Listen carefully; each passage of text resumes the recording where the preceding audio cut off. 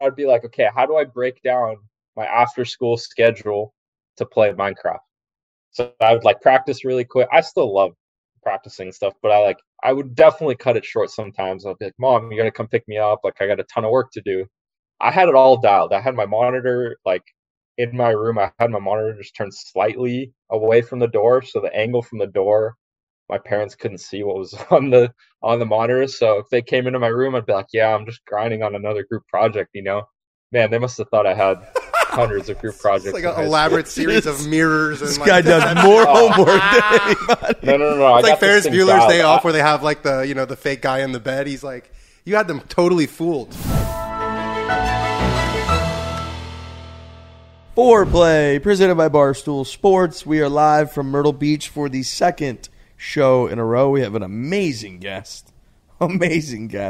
Over an hour he spent with us live from Texas, where he calls home nowadays. Originally from California. Sahith Theegala, which we ensured, thanks to Dan, that we got his name correctly. What a guy. He loves video games. He loves chess. He loves playing golf. Maybe the most competitive human being I've ever met. He's young. He's 24. He just finished up his rookie year. He's going to finish second only to Cam Young for Rookie of the Year, and he's just thrilled to be out there. Fantastic guest. Shout out to Dan for locking that guest down. And Dan, welcome to the Myrtle Beach podcast. You weren't here for the first one. I was not. No, he was great. He's the kind of guy that you just can't not like. If you don't like Sahith, then that's kind of he was awesome. But yeah, it's good to be here. Couldn't make the first one, partying too hard? Yeah, no, I had my bachelor party, obviously. I needed like at least 36 hours to recover. How did that go, by the way? Did you survive your Vegas trip? Yeah, it was like, I obviously won't go into any specifics, but whatever everyone's thinking about Vegas, that's exactly what it was. Right. Yeah. Yep. And I'll just leave it at that. Yep. That's fair. Good execution. I will say, didn't lose phone, didn't lose wallet. No one really got in trouble.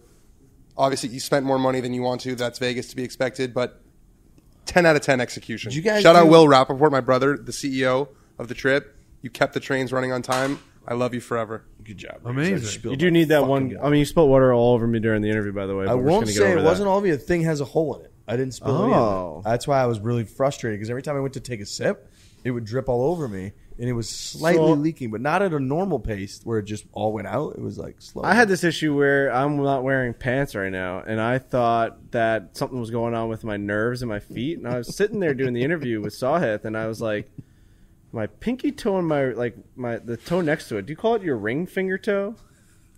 I don't think so. Holy shit, dude. What? I'll be honest. Finger toe? Dude, I'll be honest. Wouldn't it just be your ring toe? Frank. Wait, Trent, what are you going to say? I've never thought about it, but that was really accurate. Like, I like that. How else would you describe? Like, your toes don't have the I know names exactly the toe you're talking about. that your hands Yeah, do. it's got to be your ring finger toe. Your ring toe? No, Alex, finger do you have toe. an answer for that?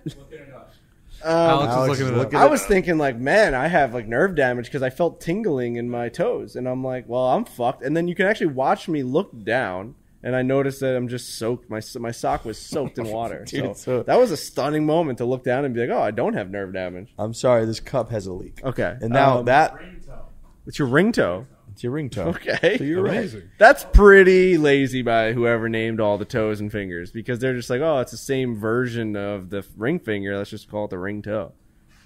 I don't want that to get conflated with me blaming that, because I spilled that at the end there. Okay. But the rest of the issue, it was leaking. Okay. It was a leaky cup we had here at the. Sahith was amazing. I think anyone that plays video games, I think that whole generation that listens to this podcast is going to love the way that he was committed to video games. He plays Minecraft. He's a huge chess player. I mean, we did very minimal golf talk, and I love when we do stuff like that, because you actually get to learn the personality of the guy. Now, when we watch him in tournament play at the Masters is coming up, this is going to be his first Masters. We're going to be seeing this guy teeing off in major championships, and we're going to be knowing everything that he likes to do off the golf course when he's in his bedroom, his guest bedroom at his house, because he doesn't like to sleep on his regular bed.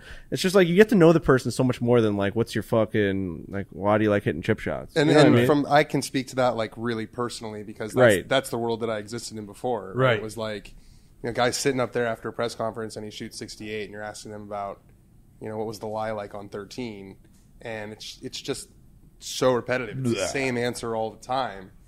that felt like we were just hanging out with a dude. 100%. You know, and like that's a dynamic that didn't exist in my world, and it's cool. It's different.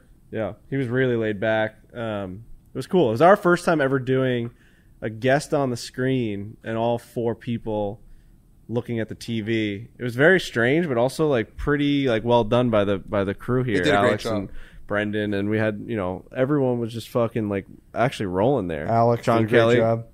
John Kelly, the whole I crew. don't know if John Kelly did anything for that whole thing. Did you do anything, John Kelly? Did you do We'll anything, throw him John some Kelly? credit. Forgot to John get Kelly just got shampoo back at from Walmart. Baghdad, so I mean he's got a lot of things going on. To be clear, he went there with Donnie Does. He did, yeah. He didn't serve. No, he went there. Go check out their travel series. It's fucking unbelievable.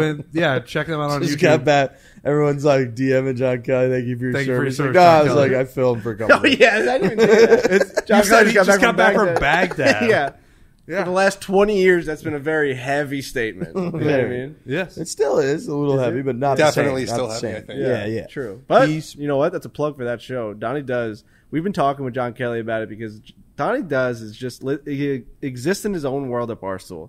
He doesn't really get like the cross promotion type of stuff. Like Right. he just does his own thing. He's not like collaborating with other people. He does do that with like the Anus guys for the Rediscovering America. But for Donnie Does travel series content, he is going to the depths of Earth, legitimately. Like he's going to fucking places that you wouldn't even imagine, and he's creating insane content. John Kelly happened to be on the fucking camera for this stuff. They went all over the place. They went to Turkey. They went to Baghdad. It's amazing content. They did pizza reviews. They showed that you can drink like alcohol over there, which is like stunning. It's like they nuts. went to Baghdad because they were in Turkey, and when they were in Turkey, they found out that they could go to Baghdad. Yeah, I feel like if I was They going were to like- Baghdad, Basically, it would kind of. need like a year and a half of planning. These guys went to Baghdad on a whim. I just know That's it's a really what Donnie good, does. I know Donnie sees an opportunity and he just goes. I know it's a really good series because we were sitting at dinner last night after a really fun round of our own series of golf, and all we were talking about was John Kelly's trip to Baghdad. So it's like you have to go watch those videos. It's like I'll never forget. I asked him. I said, "How was Baghdad?" He said, "It's great." yeah. It was good. I was not expecting that answer. No. So we're here in Myrtle Beach. It's the end of day 3. We're on hour 14 that we've been kind of go today. We woke up and we basically filleted fish and then had our guy Dylan presented in front of us from Two Sons. Tucson Seafood. Tucson Tucson Seafood, Seafood. which you can actually order from. They'll send you all these packages. They'll send you at-home kits. Go check out Tucson Seafood in Myrtle Beach. You're going to be blown away by this guy. Anywhere in the lower 48, they'll ship it to He's you. a content factory also, this guy. He's made for the camera. Phenomenal presence. So we did that this morning pre-golf because we're trying to do Myrtle Beachy stuff and see the whole place. We talked about the Home Run Derby, which we did, which was fantastic. I don't know if we have talked about that yet. No, we haven't talked did about the Home Run Derby as well. We woke up this morning. We did Two Sons with Dylan. It was awesome. He whipped up a meal right in front of us. We got to get our hands dirty a little bit. That's going to be in the video. And then we played Paulie's Plantation, Jack Nicklaus course. Yesterday we played True Blue, which is a Mike Strantz course. The only other Mike Strantz course we've played is Tobacco Road, which we've talked a lot about Tobacco Road. It's as bold and wild and wacky and awesome as it gets in terms of golf course and golf course architecture. Hand up, this is not a golf course architecture podcast. So when a golf course that you go to makes us say the term golf course architecture, you know it does something to you. Right. True Blue, amazing. And then we spoke a little bit on Monday's show about Pine Lakes, and it was old. It's the original course here, the granddaddy as they call it. So we've had a fucking hell of an experience. All this is going to be in the travel series, which will come out, I believe next month, late next month. It's coming out next couple months. But Myrtle Beach has been fantastic so far, fellas. Kyrgios, huge win on Monday night. He ended up losing tonight, or huge win, Sunday night? He lost last night. And then he lost last night. Tuesday But night. anyways, I bet on Barstool Sportsbook for him to beat Medvedev, Yeah. who's the number 1 ranked player in the world, who he dusted. So way to go, Kyrgios. What a psychopath that guy is to watch I think play tennis. It's not breaking news, I guess. That was my first time really locking in on one of his matches, and then I texted Hubs. I tweeted it out. I don't know if I've ever seen more of like a full-blown lunatic in any form of life, whether it be professional sports, whether it be like privatized business, whether it be in a home. I mean, The stuff he says too. he legitimately verbally abuses his entire family and friends in the coaches circle, and they all just eat it. We've gotten to the point as a society where we have just accepted the fact that Nick Kyrgios verbally abuses his friends and family, and then we're all like, we love that. Like, he is the biggest thing for men's tennis like ever. I mean, it's huge. Like He's must-watch. He's must-watch tennis right now in a world where like it's very boring and it's always the same 3 guys that win all the majors and all this stuff. You've got this Australian lunatic that, I mean, yesterday he was legitimately hitting a serve. He would hit it into the net, lose his like that match or the set, and turn around to his girlfriend and be like, "Are you gonna fucking clap?" And I'm watching him like, I sat up in my bed. I'm like, is he going to get tossed out of here in handcuffs right now? What's happening? Like, dude, at one point they clapped Trent and he sarcastically clapped. He dropped his racket and sarcastically clapped back to him like, "No, you clapping now? He's always clapping now?" He's like, "It's the 5th set. Why aren't you saying anything?" Yeah, it's crazy. He's a lunatic. I love him. I was talking to Riggs about this earlier. Like, I think golf would legitimately break his brain. Oh. Because tennis is like, all of the conditions are pretty much the same at all times. Yeah. Like, he's creating problems out there, right? Like, there's nothing actually wrong. Bro, the if he gets a linesman's not 3-foot screwing. slider, it's over. Bro, if he gets like a bad lie in the bunker, Oh my god. Oh my it's god. done. I think it's more like self errors he's mad about, like self-forced errors. Like if he, definitely a bad lie. But if he missed like a gimme 2-foot putt to like lose a match, I think someone dies. I really do. I think someone dies. You're not clapping now? Yeah. Say to the galleries, you didn't like that one? Everybody Happy be like, Gilmore. "Whoa." Happy Gilmore. They're strangling people. Is he They'd be good like, enough "No, we to be are that clapping crazy? when you tapped in for I think he is. I think he has a lot of talent. I mean, I don't know much about tennis. I just said that was the first time I ever locked in on him. Well, do you ask who's good enough to win a major? Is he good enough to be that crazy? Like when you reach a certain level as an athlete, people just kind of I let don't things think go. so. No, he's no. But it's like his thing.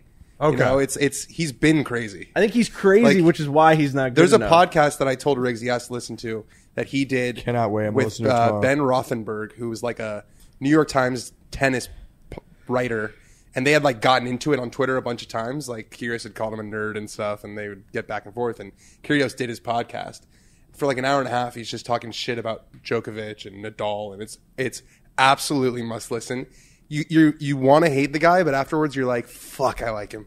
Yeah. He's just charming. He had a comment after his win against Med, I think, where he was like, they're talking about how he's got a different approach now, and he's got the girlfriend that's got him grounded and focused. And he was like, yeah, it turns out like if you don't go out after every match till 2 a.m. crushing beers, it's a little easier to win. Like he's just literally like, he's just out there. He's must watch. He's electric. I wouldn't want him to change at all because like it's very similar to golf where once you've been asking for change in a boring sport. We talk about that all the time with golf. Like we love the characters and we love the differences between the guys. We hate when it's just a vanilla ice cream, Zach Johnsons, and all the fucking vanilla puddings. It's just fucking. No, listen. Webb Simpson. Get Webb ready. Simpson, just Saltine crackers. because I've become friendly with Webb Simpson. Saltine like him, but crackers. he's nice. We're friendly with Zach Johnson. He was on the show, but they just take Wearing shots at him mittens. now. They seem to ignore that he won a Masters and a British Open. All of a sudden, you Don't get these. ignore He's gonna be a Hall Hall of course. Famer. British Open at the old course. You get At the these old John course, Rahms. he's gonna be a Ryder Cup captain. It's whatever. Hall You of get these Fame. John Hall of Rahms, you Fame. get these Bryson DeChambeaus, and all of a sudden you're like, all right, this is something to talk about, and that's what Kyrgios is. And like you kind of hate it when you're watching it because you're like, this guy's a fucking lunatic. But then I sat up in my bed after that match, and I'm like, what did I just watch? I didn't watch a tennis match. I watched an entertaining show just now. But also, this is like the buttoned up Nick Kyrgios. You need I to go, heard that. You need to go watch videos from like Oh, I did. 2019 when he would like get into these arguments with the umpires where he would He was be like, mean. He'd be like, can you think critically for 1 second? Yeah. Like literally, I want you to sit there and think about how stupid what you said was. Yeah. Like he'll say Wow. anything. Dude, Hub sent me this video of him berating the ref, and then all of a sudden he goes, oh, really? All right, I'm just going to go to the bathroom real quick then. Like, completely cut the guy off, brought all of his rackets into the bathroom, and then, like, smashed them into pieces to the point where when he came back out of the bathroom, no one could believe that he had no more rackets to play with. And the ump, is it the ump or a ref? Yeah, it's a ump. The ump was like, you have to play. And he's tying up a new racket, and the opponent's standing there waiting for him. And Kyrgios is now on live TV being like, he can hit the ball if he wants. I'm just going to get my racket ready, but he can hit the balls as much as he wants. He can win the match right now. Just hit the balls. And he's screaming at the other guy being like, hit the balls. And the other guy's like, I don't want to hit the ball. You're not playing against me. And he's taping up his new racket, and he's screaming at the guy going, hit the ball on the side of the match. What is happening? He also does the Dude, underhand he's awesome. serves. He brought Yeah. the underhand serve back. Yep. Yeah, he did, yeah. That's a thing. Sometimes he does it straight underhand. Sometimes he goes underhand through the legs. Yeah. Oh, he's electric.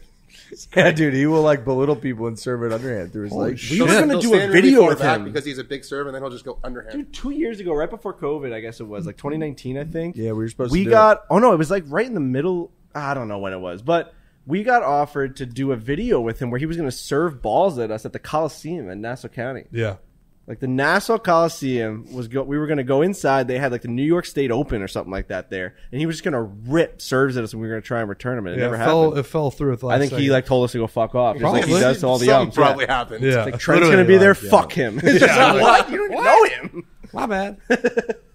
Interesting. Love Love to him. watch him next time he plays. Yeah. Absolutely love him. Speaking of Webb Simpson, he was announced, I believe, right, as a assistant captain, which President's Cup and Ryder Cups are now very much in cahoots. A lot of people were thinking that could be leading to Weber being announced as some sort of captain for U.S. Ryder Cup team going forward.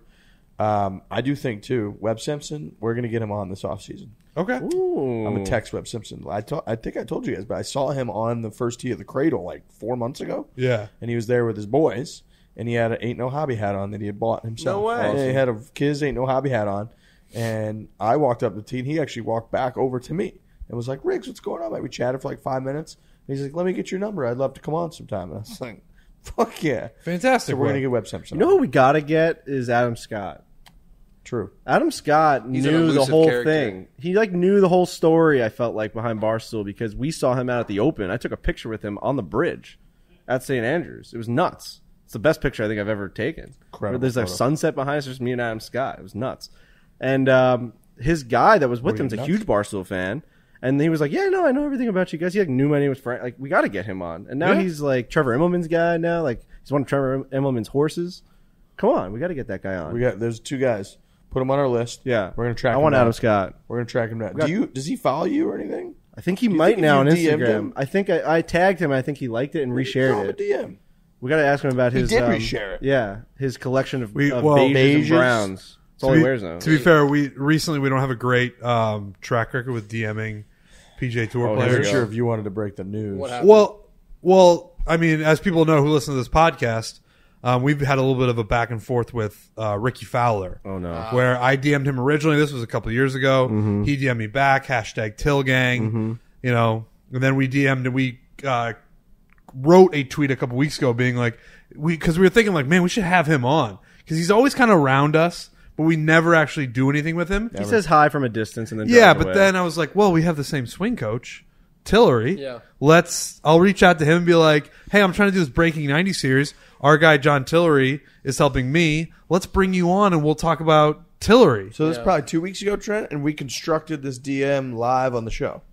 Here, let me pull it up. I'll actually read this it. is something Danny's gonna have to get used to because he has always had access to every single player on PGA Tour. You can just ask him questions. This is how And we get now access. We just DM. We on the show. like Yeah. are still in the world where when we get a DM from them, we go fucking crazy. Yeah. So this was sent on. You have to like almost like go back I in am time. going. It does feel like going back in time, like gawking Yeah. out over being like, oh my god, I got a text. From Yeah, you. exactly. We looked at Backwards it. to go We forward. look at it as though we're like high school girls and we just texted our crush and they're That's like correct. writing back and we're going crazy. So this when was- when the dots come up, we go nuts. and we all do it. We do it all live on the show. Yeah, This was on August 22nd. So that was just a couple weeks ago. we're whenever that was. fanboys. Hey man, hope all is well. Tillery's been helping me with this Breaking 90 series I'm doing. Would love to have you on the podcast soon to talk about working with JT. And now the new news. Did he read it? is- No. The new news is The new news is that John Tillery and Rickie Fowler have parted ways. I believe it's a little. I think Rickie Fowler I fired. think it's So more I- one way than that. So I actually didn't see, you were reading a quote from before. That was out of context. No, I know, but I hadn't seen any actual comments from either side. I had just seen reports that they were no longer working together. Ricky was extremely positive about Tillery. Said he He- loves him like a brother. That whole thing. Okay. And said he's like couldn't be a nicer guy. He said I know the guys that he works with have had incredible success. I broke 100. You think he was talking about you? Maybe. I I mean, do. yeah, Sepp won and Kisner's been great, but like, You're definitely looped in there. The and guys that he's I worked will with have had say, success. ESPN wrote a few articles about the breakup, and they listed the players that, like, on the PGA Tour, they did not list me, which I took offense to. That'd be really funny if they did. Also, Also, one of the more successful storylines that he's worked with. incredible. If they want You were more, more than, suc- if they want easy more, way for them to get. if they want more than 15 people to read those articles, they say like this guy is also all worked things with. considered. Huge miss for them not to. It might be include that. different levels, but your time with John Tillery was more successful than Rickie Fowler's time with John Tillery, Way more successful. right?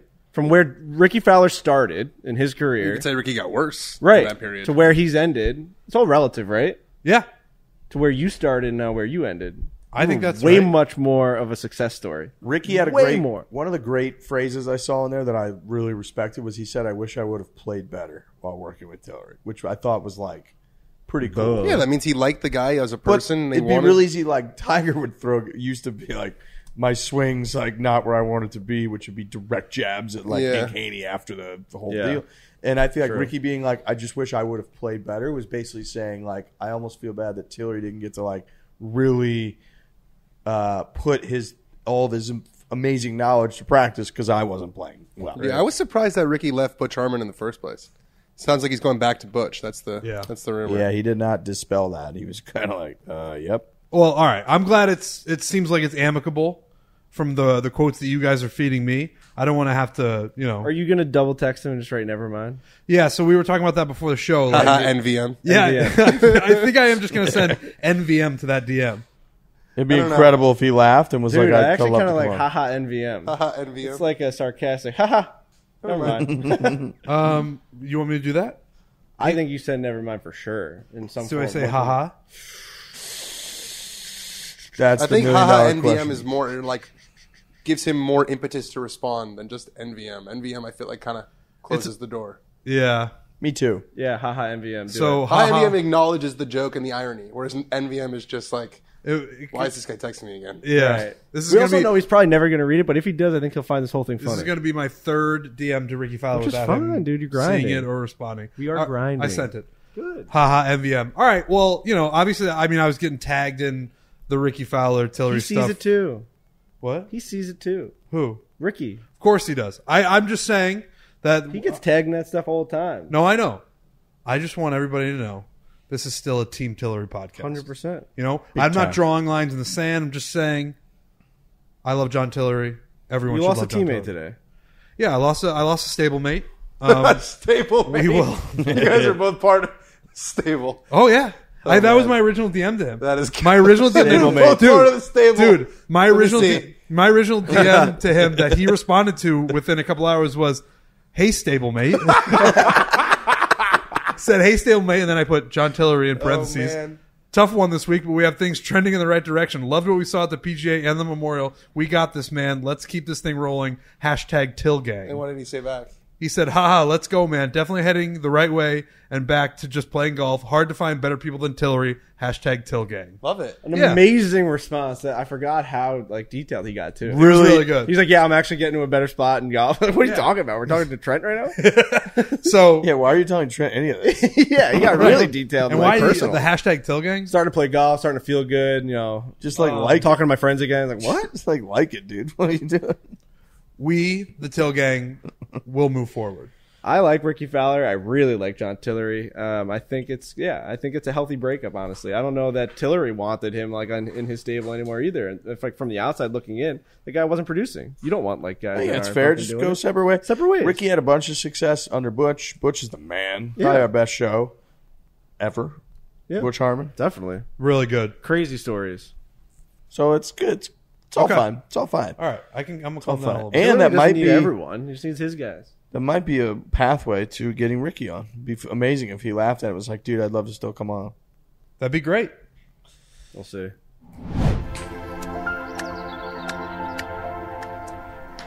Dudes, we need to have a serious chat about your bathroom habits. It's time to quit shitty, scratchy toilet paper and switch to Dude Wipes. Dude Wipes are extra large flushable wipes made with plant-sourced fibers designed to give your butt a cleaner, more refreshing finish than TP after using the restroom. That's true. It is kind of insane that people would use dry, paper to wipe a bum when you're trying to cleanse yourself. Would you clean like a dirty plate with like a dry piece of paper? No, and it does seem like That's weird. We didn't have much advancement in that area in terms of like what we use Centuries. for a very long time until this product came along, And it's just like, why don't we just do it a better way? What product is that, Trent? Dude wipes. That's right. That's the answer. Dude wipes will change your life. Your butt will thank you, and you'll never look at an empty toilet paper roll the same way again. They also have other great personal care products like Dude Powder and Dude Shower Body Wipes, perfect for other sticky situations. Also, sometimes they say shitty situations. Yes. Which I like. You can find everything at Amazon or Dude Wipes at Walmart and Target nationwide. Go to dudewipes.com. Use code RIGGS20 for 20% off. Oh, I got my own code here. Awesome. Let's go. Superstar. I guess so. RIGGS20 for 20% off your entire order. Dudewipes.com. Use the code RIGGS20, RIGGS20 for 20% off your entire order. Other news, and then we're going to get to the interview. Captain's picks announced for international team and the United States of America team. Clearly, the biggest news, headline news, Kevin Kisner is on the United States team. Fantastic. It goes Kevin Kisner, Max Homa, Billy Horschel, Colin Morikawa, Cam Young, Jordan Spieth, and then the other 6 are names that you would obviously guess that are already up there. DJ Brooks, of note, obviously not here. Bryson, not here. They're live guys now. What are the facts on the average ranking of the United States team versus the international team situation? I was chewing on this morning because I was thinking that there's like 8 Americans ranked higher than the highest. And you were doing some TikToking. Yeah, I did. I made a TikTok today. Hell yeah. Beginning of a new era, maybe. We'll see. We're gonna hold hands and walk into that era together because I'm trying to, man. We're gonna be a wagon. I got to put up the one that Alex and I did on the course. The average world ranking of the 12 players on the American team is 11.83. The highest ranked player on the international is 16. Wow. Hideki Matsuyama. The talent gap is as wide as it's ever been in this one. Obviously, I mean, you think about what the international team would have been like without the live ban or whatever you want to call it. They would have had Answer, they would have had Neiman, they would have had Smith, they would have had Oosthuizen, they would have had Leishman. Like, all those guys would have made the team. So the U.S. didn't really get that affected by the live bans. Again, I think it was maybe only DJ was a shoo-in. Bryson's been injured, so don't know if he would have made it. But the international side got really crushed by decimated. What's the worst ranking starter on the international team? Do we know that? Like, how low does it go? Oh, it goes Taylor low. Pendrith, I think, was like the lowest guy. I think he might be the lowest guy to ever play in one of these team competitions. I don't if that's not true, I'm sorry, but he's definitely like in the 90s or something. You look that up, Riggsy? He's in the 90s? That's not. I thought he was almost. You thought he was worse? I actually thought it would be worse. He finished second in like Rocket Mortgage, I want to say, or 3M. 3M. I think he was really good at the 3M. How do you spell this fucking guy's name? I'm looking it up. Taylor Pendrith. He's a Canadian guy. Hits the ball a mile. That's why they brought him on, because the Quill Hall is going to be long as shit. So on the U.S. team, then the 6 that I mentioned joined Sam Burns, Pat Cantlay, Tony Finau, Xander Schauffele, Scotty Scheffler, and Justin Thomas. Taylor Pendrith is ranked 116th in the world. Woo! He's the worst ranked player that will be in the top 6. No, he was a captain's pick. Oh, captain's pick. Okay. Yeah, but none of their captain's picks were in the top 40 in the world. Oh. Yeah, it's going to be tough. And you know what? And Team USA till I die. We love Trevor Immelman. You know, maybe this is their miracle on grass type season. I was thinking, if they did win this, it would be the greatest upset ever. All things considered, with how much their team was just crushed by the live stuff, they have zero negative to lose. Right. No one's expecting anything. It's on It's in America on a super American golf course that's going to just be long with no rough. I mean, it could get ugly. It could be a powerful thing to rally around. It might not. It's probably not going to work. Bulletin board. Bulletin toward material. Frank just had one of those moments where his brain shuts down. Bulletin board material. I mean, you want to talk about that? Right now, on the Barstool Sportsbook, I think today it was minus 500 for Team USA to win. I think after the first groups go off, it's going to go to minus 1,000. So I think if you're trying to bet on the President's Cup and you're not getting it in at minus 500, you've missed the boat after the first balls in the end. You should always bet responsibly, but you might. I mean, you should. I mean, think about it. After the first day, it's going to be minus 1,500. You should feel confident right. in that one. I think you're absolutely spot on. Tom Kim is 21st in the world. Tom Kim is good, dude. That Tom kid can Kim's play. 21st in the world. That kid can really, really play. That's way higher than I would have He got guessed. so hot at the end of the year. Corey Connors. Yeah, Corey Connors a flusher. 25th. That's pretty good. I mean, Canada will be pumped about that. They get into everything. Those motherfuckers up there, Canadian people up there, they're all fired up. We're up in Toronto. Adam Scott, your boy. Munoz is on the team. Louis, gone. Paul Casey, Oh no, he's European. Gone. Also though. gone. He's just going through the world rankings. Yeah, I'm just kind of scrolling. Non-US flags. Another thing I was thinking about with our boy Kevin Kisner is the President's Cup will be big for him, because then when it comes around next year for all the Ryder Cup hype, and when he is most likely where he always fucking is, like 15th. Watch yourself. It'll very much be, if he does extremely well this week when it comes to the President's Cup, that'll be more fuel for his case going into Ryder Cup. Watch your path here now. Watch your tone. Just watch your tone when it comes to Kisner and Ryder Cup talk. We all know how that ended last time. My tone is steady right Okay, good. Okay. Once your voice starts to raise a little bit, it's like holy shit. He's going to be playing well enough that he could probably make the team. Pick him. I'll jump on a fucking I'll root for fucking Team Europe. It's like, here we go again. Right. No, you're right.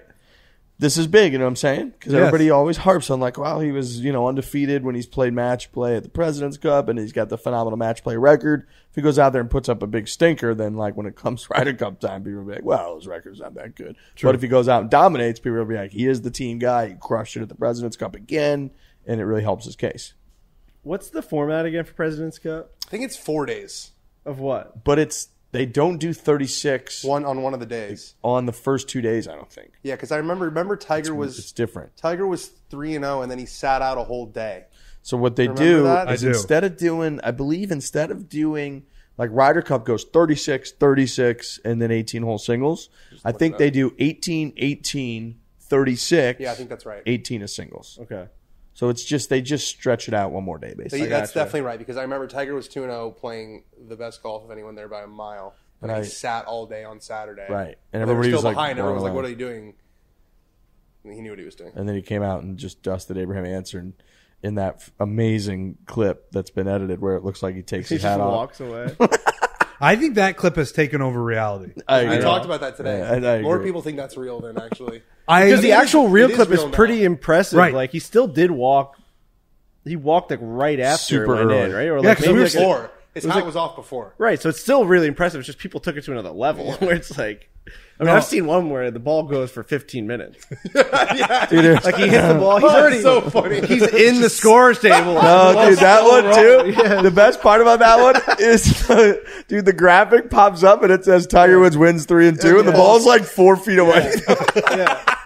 And I remember like Brock Nelson said that to me. He's like, "Can you believe this shit?" Dude, I'm telling I was you. like, "No, I can't." A lot No of way. people thought I mean, that was we real. we were in the rare case where we were standing right I there. know.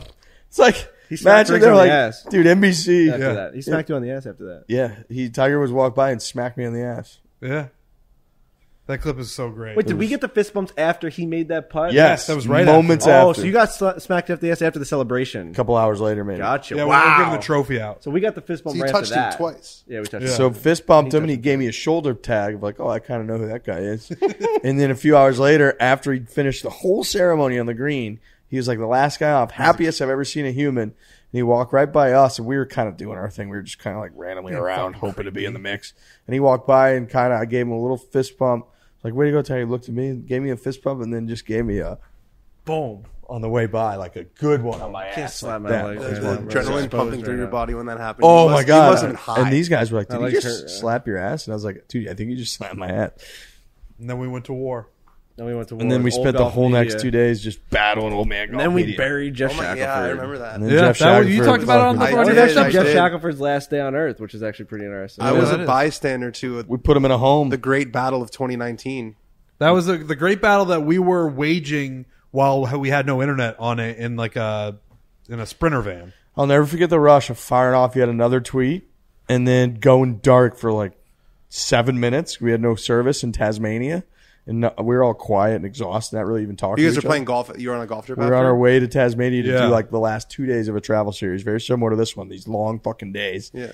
And we're traveling, and we're on this Sprinter van, 2-hour drive or whatever it was from the airport, in and out service, battling old man golf media. Yeah. And we were all doing it kind of together, and you would fire off a tweet. You just hear laughs. and you'd Everybody hear be some like, chuckling. We were all kind of giggling. We all knew what was going on.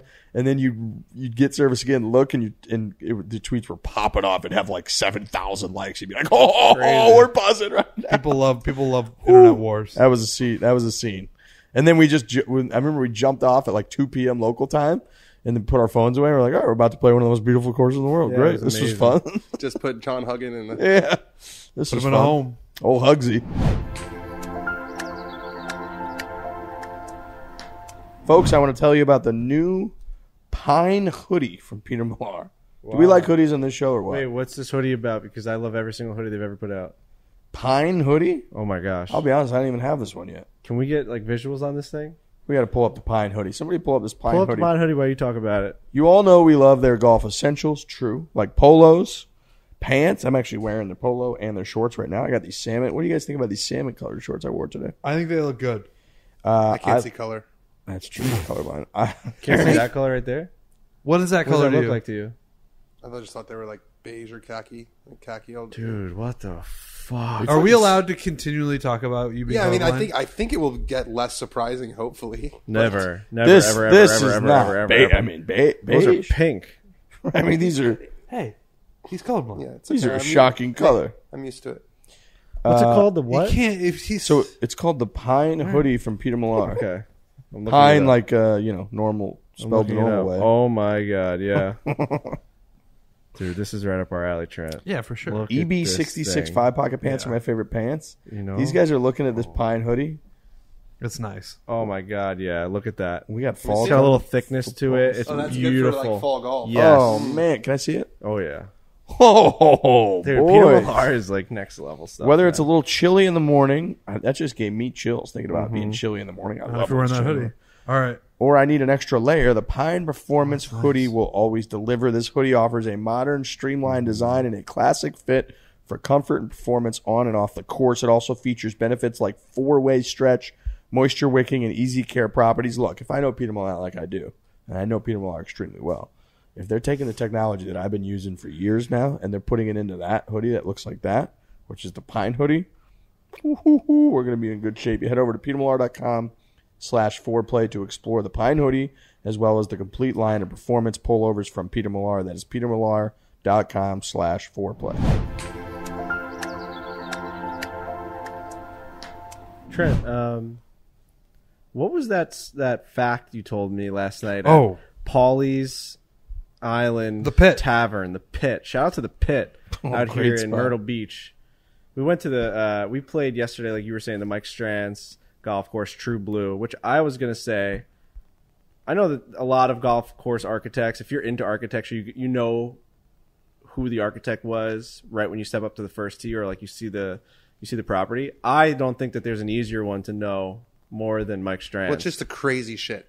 It's just the crazy- exactly the same courses wherever he is. Like Crazy green complexes, crazy twists and turns. bunkers crazy, are like, rugged. crazy like greens that are surrounded by like natural amphitheaters. Dude, it's amazing. yeah, it's fun. It's I've- almost like he took every rule of golf course architecture and just said, "Fuck it, I'm I just gonna almost do whatever I want." felt in a really weird state of golf deja vu when I yeah. arrived at True Blue that Yeah. I've never felt before. Brendan said it before the first tee. He was like, "This place is exactly like Tobacco Road." It was crazy. You've played Tobacco Road more than us. You're down there in Pinehurst. Like I've only played once, and I just felt like I was right back there. That's how memorable and iconic like his architecture is.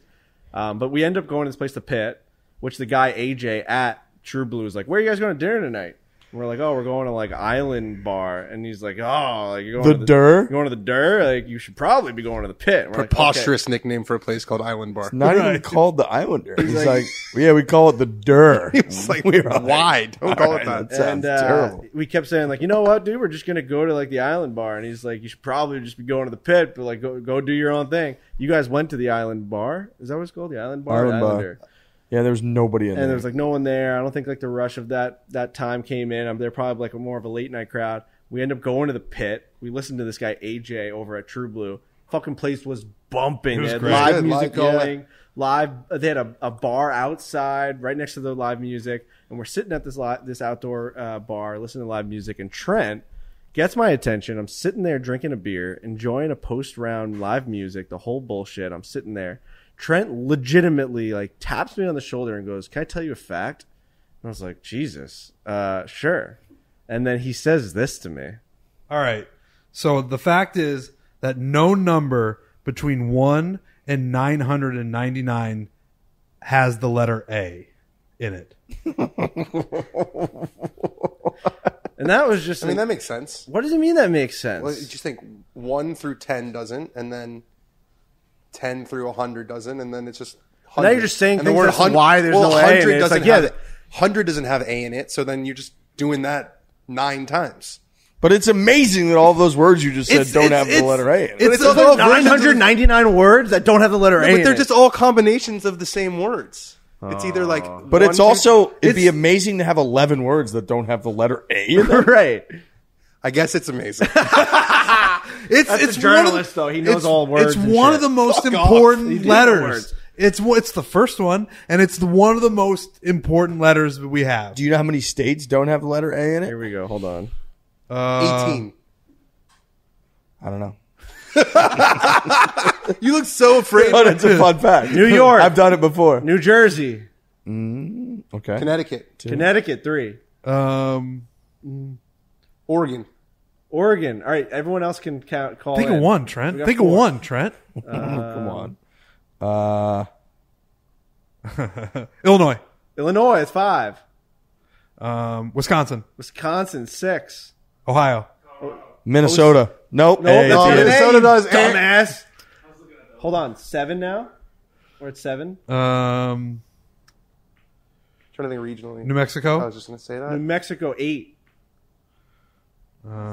Tennessee. Are you looking at shit? Come on, Give dude. the shit, Alex. Boo! Alex has got. You want to know how much there are? You can't call out the fucking. We want to know too Alex by has, fucking guessing. Alex has a MacBook Pro in front of him. He's like, Tennessee? How many is that? Is Jesus. that 9? I think that's 9 or 10. How many are there if you have the final There's answer, 50 Alex? states. There's 50 of them. Mississippi. Dude. Good one. Kentucky. Dude, you want to? You just said 50 states. Yeah. She's gonna be mad. I'm saying this. My fiance Hannah. No. We were in. So you know how every single place has like a name, like a state name. So New York nickname. is the Empire State. Yeah. We were, Ohio. we already said that. We were in You Colorado. Riggs. We were in Colorado, and I was Missouri. like, we're driving, and I'm like, Missouri. Holy shit, that's your state. This sucks. And I was like, Tell what's your the story. name of this state? Like, what's like the nickname of this state in Colorado? And someone in the back of the car was like, oh, it's a Centennial State. And she looks outside the window and she goes, probably because it's like the 100th state. Oh. Or like the 100th time it was like named a state or something. And I looked at her, I was like, What? Stop the car, actually. Pulled Pulled over. stopped the car. I was like, what did you just say? She goes, oh, is it 10 or is it 1,000? I was like, no, it's 100, but you know there's not 100 states, right? She's like, no, I meant like, and then she actually corrected herself and was like, it was probably like the 100th year of like the United States, I think that's correct. which is correct. Like Yeah. probably like 1876. 76. That's probably right, yeah. Is when Okay. Colorado became a state. Got it. The way she said it was like it was the 100th state. No. And You're you right, just dude. put the kibosh Yeah. on that. Oh, I pulled over. You're about to Like, stop we're looking sending for out elk, and invitations. I pulled over, and I We're was looking like, for elk. "What'd you just say? We can't have two of us in the same place like this. One of us has to have a brain." Right. You are not. She was right in the end, but You need someone who's attached to reality. that was a funny moment. All right, so we're at like 10 states that don't have the letter A. Do you have the I actual think there's number you more. want to tell? Kentucky, Missouri, Ohio. Kentucky. How many are there? What's the official number? 50. Stop saying 18 that. was a pretty good guess. It was funny the first time. 18 was a really good guess. 14? Okay. We got a good amount of them. That's why my buddy Brian goes, "Yeah, there are 100 states. That's why there's stars in the front and the back of the flag." It was funny. It was pretty good. That's clever. That's good. It was funny. Oh God. What were we talking about? But yeah, that was the fact that we talked about last night. That's a good After fact. Pitt. Thank you. Okay. Wait, What what? Pinehurst course? So you rigs don't I'm answer. not going to say it. I'm not going to say What Pinehurst course is called the Centennial? Pinehurst number 8. 8. it. Nailed that. Also, they just redid number 8 and just opened it. Isn't your boy like David like in charge of Pinehurst number 8? GM over at number 8, Dave Glinsky. Yeah, I don't know why I know so much about Pinehurst since I number was 8. there. They just spent the last 4 or 5 months like redoing it. Oh, really? So Just reopened last week. once Pinehurst was 100 years old, they built or they opened up. 1995, they came in and opened Pinehurst number 8 as a centennial course. Tom Fazio, right? I think it was the Foz, yeah. What's the newest state?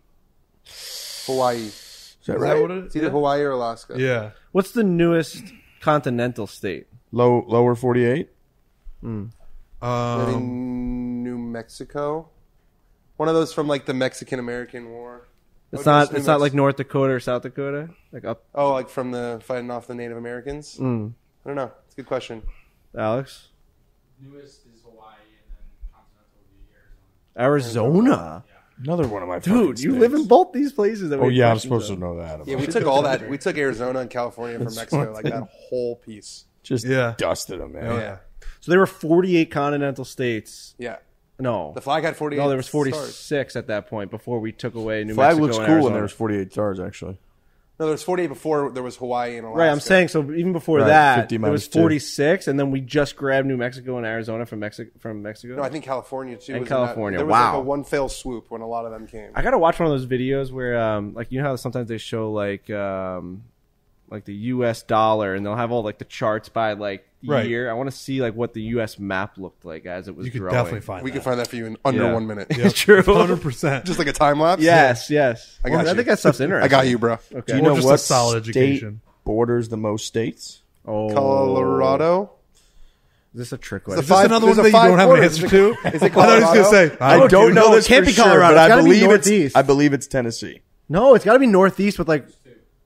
Is there one, like, in the And Northeast? is it like 11 states or something like that? It's like an 8. Is there one in the Northeast? Those two aren't like the most. Okay. What are they? Tennessee's one. okay, hold on. Tennessee is one. It's something in like that Oklahoma, Colorado range. Because there's a little bit of weird I think like Colorado only has 4. geography in there or shapes in there. Yeah. Geometry, I guess I would say. Geometry. Where they touch 1,000,000. What is it? Ohio? Dude, you gotta touch up on Missouri stuff. Dude, what? God damn it. Missouri? Holy shit, that's funny. Just keeps bringing stuff up. It's Do you like remember right in his Missouri? backyard. Remember your time there? I love Missouri, man. These are like common Missouri facts, too. This is like all we got. Right. Like you just learned about that in elementary Is school. Missouri the show me state? Yep. What does that mean? We also have the boot heel. That little, if you look at Missouri, the Italy? shape of it, down in the bottom right there, we call it the boot heel on Missouri. All right. Probably borders a few states. I think show me state comes from the fact that like you just know, show me we're and then old we go? school. You got to like really, you're not going to believe anything. You got to like show it. You know, you got to like show me. We've got some housekeeping stuff when it comes to videos. Tonight, Breaking 90 is live at 8 p.m. Is that what's going on, guys? Yeah. 8 p.m. Are you working on that right now? Are we about to get that out? 8 p.m. tonight, Breaking trying to 90. upload that shit It's right a now? massive episode, so much so that like we're looking at Brendan upload this thing and we can't believe it's about to hit the interwebs. Wow. So when you're listening to this tonight, make sure you go to our YouTube page. We're all going to be locked in. This is a moment tonight. I'm telling you guys, you got to watch this one. We went to St. George's in East Setauket of Long Island, North Shore Golf Course. Place is incredible. It's an old school style course. Really. I mean, who's the architect at that place? Because that fucking place... Dever Emmett. Dever Emmett is nuts, bro. I'm talking 50-foot like slides down Have into you played greens. Whippoorwill in Armonk? It's the same exact way. No, I think but it's did- also Dever Emmett. It's Whippoorwill? It's called Whippoorwill. No, but Sounds did he like do a water park. Did he do Engineers Club on Long Island? No, I'll also? check. Wapple horse. That's one. Because it's in all St. these Louis. like There's really Missouri quirky where you're like you can't believe. It almost looks like if there was snow, it'd be the ultimate place to go sledding. 100%. That's a good way to describe it. It's nuts. You can't believe some of these hills. So we played there. It definitely was a little bit more difficult than I thought. And then Trent Daddy just stepped up and played this golf course. I'm telling you guys. Yeah, check it I'm out. telling you guys. 8 p.m. tonight. I don't know He how to did promote. Engineers. He did Engineers. Yeah. Yeah, Good it's call. super similar, man. I'm telling you. And he didn't do Whippoorwill. Tough scene. Oh my god, I just know more about golf course architecture than you. It's crazy. It's crazy. Not a competition. Here's a Missouri fact. I got to get one in. Okay. Lake of the Ozarks, which is in Missouri. You guys all watch Ozarks. Charles Banks. We're going there. Lake of the Ozarks. Party bird. We'll be there next month. Lake of the Ozarks has more shoreline than the state of Alaska. Jesus. Wow. That's a good fact. Yeah, Thank because you. of like how like crazy and crisscross. All the arms and the crisscross because it's basically a flooded river, you know? We're gonna check that. But I think it's good right now. No, I have heard that as well. You can check Shoreline. that, dickhead. It's definitely more than something. It might be like more than California, but you seem pretty confident that it's Alaska. Alaska. It's the one that they always threw at me. And if that's not true, then I blame my dad because I think he told me I that. always consider shoreline like on the ocean. Yeah. Like you call like It's very lakes- East Coast of you. We're landlocked. I know it's tough. The Try to other get- housekeeping is that we have this video at Prestwick out. It was our first video that we put out from Scotland. It's an amazing edit. Sick video. I saw all the comments being like, "This has to be the best production that these guys have put out yet." It's amazing. Our guys are really good. Prestwick is the first place, the home of the Open. 1860? Yep. Is that when they I think first that's what it shot? was. A bunch of guys just got together and they're like, "Hey, this dude just died. He was the best golfer in the world. Now we need to come up with another best golfer, and let's just have a thing called the Open." and they just played it, and it was fucking amazing. Alan Robertson, right? There was like 8 guys. Robinson? Yeah, it was like 8 guys. It was like old Tom Morris, young Tom Morris, the whole fucking crew. Robinson dies, who was clearly just the best, and they're like, well, the best guy died, so we got to figure out who the best guy is. Why don't we do a tournament? And then old Tom won the first. He won a bunch of them, right? He didn't win the first one. No, he didn't. He was the heavy favorite. Didn't win the first one. How many did he win? Like 5 or 6? And then he won the billion after that. Yeah. No, it was a dynasty. But go watch that because I think What was I've that set course a lot like? of fucked up. I've set up a lot of fucked up Really shit in cool. videos, and for some reason, like we got like striked, We got, like, stricken, suppressed, tagged. struck. We got suppressed Censored. because I must have like said something wrong in one of the videos. Like I said, like "fuck my asshole" or something like that. You can bleep that out, Alex, if you want to. Wait, why? I don't know if you want to. Yeah, We got I like made a shadow face. We got banned. shadow On realm. YouTube have like harder regulations than Yeah. Never podcasts. usually. We put this podcast will go out and be fine. They, for some reason, it just got like suppressed and we like didn't get any views at the end of it. Usually like it shoots it out and we can see on the back end, like we got hundreds of thousands of views from YouTube pushing it out to other people on recommended videos, blah, blah, blah, blah. This one stopped at like 40,000 and then we had to do all the rest on our own. It was It's nuts. still doing pretty well, though. It's doing well. I'm just saying I don't think enough people saw it pop up on their feed because YouTube usually pops it in like, hey, you're a subscriber of this, go watch it. So you screwed us. I don't know if it was confirmed me. Coming Was out it of your me? pocket, pal. Was it me, Brendan? Might have been, he said. Okay, well, you don't have a Brendan said microphone. Oh, that probably triggered their like pornography. You don't have a AI. microphone right now, Like, so wow. we don't know what he But said. they- Frankie talked about coming too much. No, I didn't. And it cut our views in half. The algorithm is did probably not. like we've never heard about someone talk No, I about coming didn't. this much, and Let's- it's we- not a We pornographic. cut out video. the Lurch shitting thing, didn't we? Dude, we also did. That was like, all right, so Lurch had a hilarious moment where he had to, we talked about it on the podcast. I didn't think we did, didn't we? He had to Yeah. shit on the golf course. Oh, we did talk about it. It was like He the had- third hole. He had to shit on the golf course. The bottom fell It out. was a horrible place And to be he in. had to go fucking shit. Because And we had those coffee things. What are they called? Oh, flat white. Flat whites. Flat whites. And he just shit all over Prestwick, like in the marsh area, and then like couldn't really clean himself up. He cleaned himself up with like grass. It was nuts. We had drone footage of it, and Prestwick asked us to take it out because it was a little bit too graphic for them to have that on their name forever to live on YouTube. I guess that's true. All things considered, I think that's a fair request. It's a from fair them. request. Yeah. So it all could have right. been a raunchier video. go Really. watch those 2 videos. Let us know what you think. I think they're amazing. Any more housekeeping? That's it. I think that's about it. Okay. Yeah, I can't really think of gotta any get more to housekeeping. Sahith. Sahith, you nailed it. Mm-hmm. All right, we're done here. We're gonna go. We got big weekend. We got a couple big scramble matches coming up. Yep. Big ones. Hockey guys. Hockey guys, teams that play hockey Yep. that are on television. Professionally, yeah. Professionally. And And we're also then, playing paintball tomorrow. Did you say playing paintball or Yeah, fighting. fighting? We're paintballing the shit out of each other tomorrow. This Myrtle Beach travel series we're doing more stuff off the course than we've ever done. I think people are going to love to see all the things you can do in Myrtle Beach. It's really fun. can't wait. I'm Yeah. excited tomorrow. All right, that's all I got. We'll be back on Tuesday. Yeah. Hit it hard. Hit it hard. Hit it hard. But do I supposed to say? Yeah, you say hit it hard. Yeah, Hit if it you hard. want. Hit it hard. Or you can say hit it moderately. Hit it straight. There you go. There you go. I like that.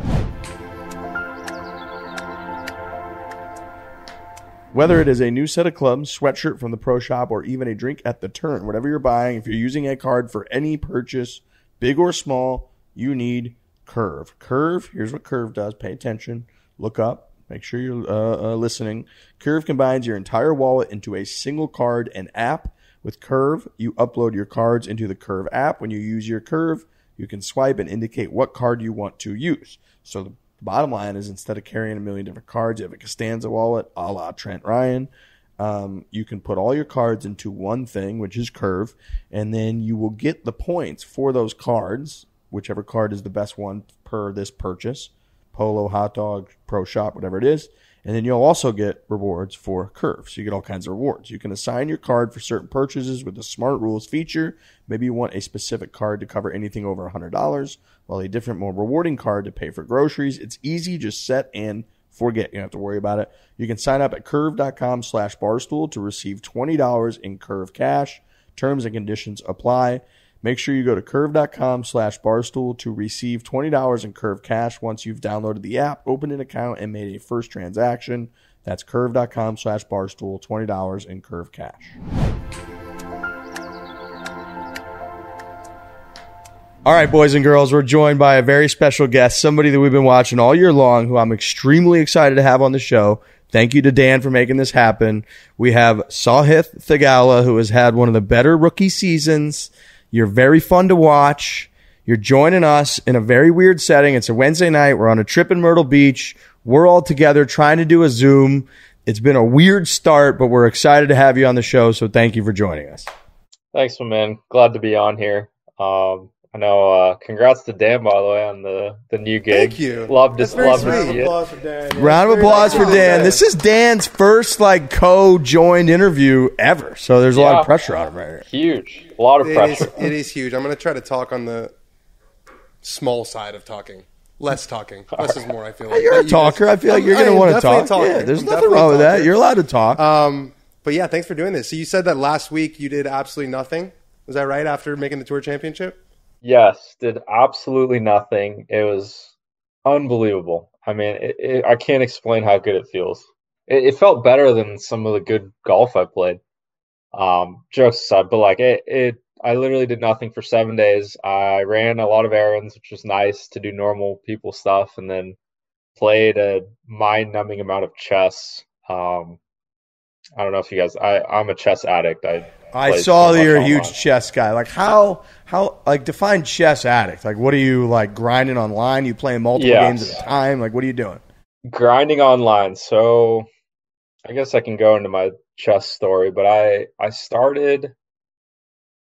I got into it when I had surgery on my wrist, January 2019, and it was the first time in my life where I was injured to the point where I couldn't play any sports. I've always loved going outdoors and moving around and stuff. So I was like, what the hell am I going to do for 6 months and try and stay competitive? Because I have to compete in everything I do. I have to compete. So one of my teammates, who was a freshman at the time, Derek Hitchner, he's a chess guy. His uncle played chess, and he was like, hey, Sahith, you should try chess. It's kind of, because I used to play a lot of video games online when I was younger. So it's similar to a video game. You should give it a shot. And I played a little bit of chess in elementary school, just knew how the pieces move pretty much. But yeah, ever since then, I would say the first couple months I played, I literally did chess stuff for 5 to 6 hours a day. I mean, it was full on addict mode. Wow. So I took 4 or 5 months off here and there online, but I've been playing for the most part the last 3.5 years, and pretty much all I've done this year is play golf tournaments and play chess when I'm not playing golf tournaments. So. What's the least amount of moves you've ever won in a chess match? Because I remember I played against a super amateur chess player, someone that really didn't know just a total moron, this guy. It was YP. And it yeah, was I you, know. right? No, I wasn't playing. Okay, it was YP. I thought for the way you said that, I thought that was you. No, it was YP. I actually don't know how to play chess, though. And I beat him in 3 moves. It was that, you get the queen out, you Yeah, move it to the diagonal, they move, and then all of a sudden they can't move their king anywhere because they're completely locked in the middle. It was a 3-move chess win. Have you ever been able to accomplish that against anyone? Yeah, so I got to, kind of. It was a fake game. I got one of my buddies to be like, hey, let me checkmate you. So you can actually do it in 2 moves. I was like, hey, let me checkmate you in 2 moves, just so I have a picture of it saved. I have it saved on my phone somewhere because I was such a nerd. This is when I was rated 600 and thought that was the coolest thing ever. But yeah, it was 2 moves, and they moved the G and F pawn. You move the queen out, and king has nowhere to go. Did you love the Queen's Gambit when it came out because it was just Netflix level of chess? Yes, because it came out not that much after I started, I think, and it the best part of it was I started getting decent online. So a bunch of noobs just came in after watching the Queen's Gambit.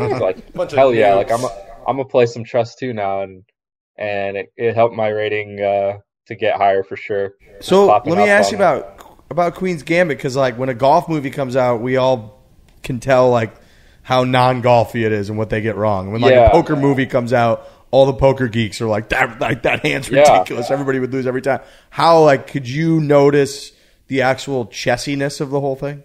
Yeah, so I have to rewatch it. I've actually only watched it once, but I watched a lot of this is how deep I am into the chess content. I watch a lot of like chess content online too. So is there like chess TikTok? What's up? Is there like a chess TikTok? Oh, there's chess. I actually don't have a TikTok, but literally I'm subscribed to 15 different chess YouTube channels, and like a couple main guys are Gotham Chess and Hikaru. I don't know if you've heard of those names, but they have millions of subs and millions of followers, and they kind of like broke down some of the games and the scenes, and yeah, it's very realistic. Like the games are, actually what master level players play. So do you have a desire to enter like a chess tournament at any point, or to take this any further other than online? It's a great question, Trent. Literally, I was just talking about it with my new roommate, Fred Waddell. So I got him hooked onto chess last year too, and he's a full-on addict too. I mean, me and him, full addicts. And we're getting to a rating. He's a little bit lower rated than me, but we're pretty close. And we're getting to a rating where it's like, dude, we gotta like go sign up at chess clubs and like try and play and get like a real rating, because we don't have like a in-person rating, right? We only have ratings online. So it'd be sick to get like it's called OTB, over the board rating. I think it's like there's like a FIDE rating, whatever. There's the US rating, but I'm 1900 online. He's nearly 1800. So I think that translates to like 16 or 1700 over the board. So like if we put some more time into actually studying the game instead of just playing it a shit ton, it would be a lot better. But I think we honestly want to like get as good as we can and see if we can become get a master title at some point. I don't think that's realistic, but it's a pipe dream. How different is in person or over the board chess versus internet? Because I know I was I'm sure we all were. Yeah. Poker was huge for me in mid 2000s, like late 2000s. Chris Moneymaker, 2004, I think it was. World Series of Poker, dude, was all over. And that's all we would play against each other. And then we got obsessed with online. I could play like 10, 20 tables at a time online. And then when you went and actually played in person, it was so different. It was boring because you're just sitting at fucking one table for, and you're used to having all this different action. Right. But it was different because you're picking up on all the signs. You're looking at people. You're not just like Googling their data and like trying to pin them as like tight aggressive or whatever. So how different? I mean, do you like try to get your chops? Do you try to like, get comfortable with in-person chess after playing online so much? Well, what's funny is, so I haven't joined like a chess club or anything like that yet. And we have like we need to get a chessboard. I'm actually going to talk to him right after this. We're going to order a chessboard and a clock and like get it dialed in. But I've only played over the board a few times, just at like friends' houses or families' houses. And it's hard to like visualize, because I learned and picked up the game online, and then like doing it in person, it's like, whoa, it's hard to like see all the pieces and see all the squares. It's pretty wild. I would think, it's like poker, because in chess, like online, you can't see the other person, but like in person when you're playing, chess, it's like you could see if they made a bad move or a blunder and they make a reaction. It's like, oh, okay, I know what to look for now. Obviously, it was a bad move, so there's definitely some overlap, and I love watching poker too. I watch poker blogs online, Brad Owen and Mariano and those guys. Tom Dwan, you ever watch any like Tom Dwan clips? That's sicko. Oh my! I think I've watched every Tom Dwan clip on the internet. I mean, that guy, he's the best. Just dirt. He's the best. Have you seen the movie Searching for Bobby Fischer? No, I need to. As a chess person, I need to watch that. It's an incredible movie. Highly recommend. You see the movie Molly's Game? I gotta dial that in, dude. No, I haven't seen that either. Trent, you ever see the movie Molly's Game? I have not seen Molly's Game. I've been either. asking Trent to watch this fucking movie. Is that a poker? Yeah, it's about poker, and this girl runs these like backroom hidden poker games that like Alex Rodriguez would go to, and all these like billionaires would go to. And then what's his name? The guy who played Spider-Man. Tobey Maguire got in like these ridiculous fights and would owe like millions of dollars. It was chaos. You got to watch the movie. You have to watch the movie. I will. It's a really good what's funny is I think I was like really close to watching that movie on an airplane, but I clicked on another movie. That's why I remember it as poker.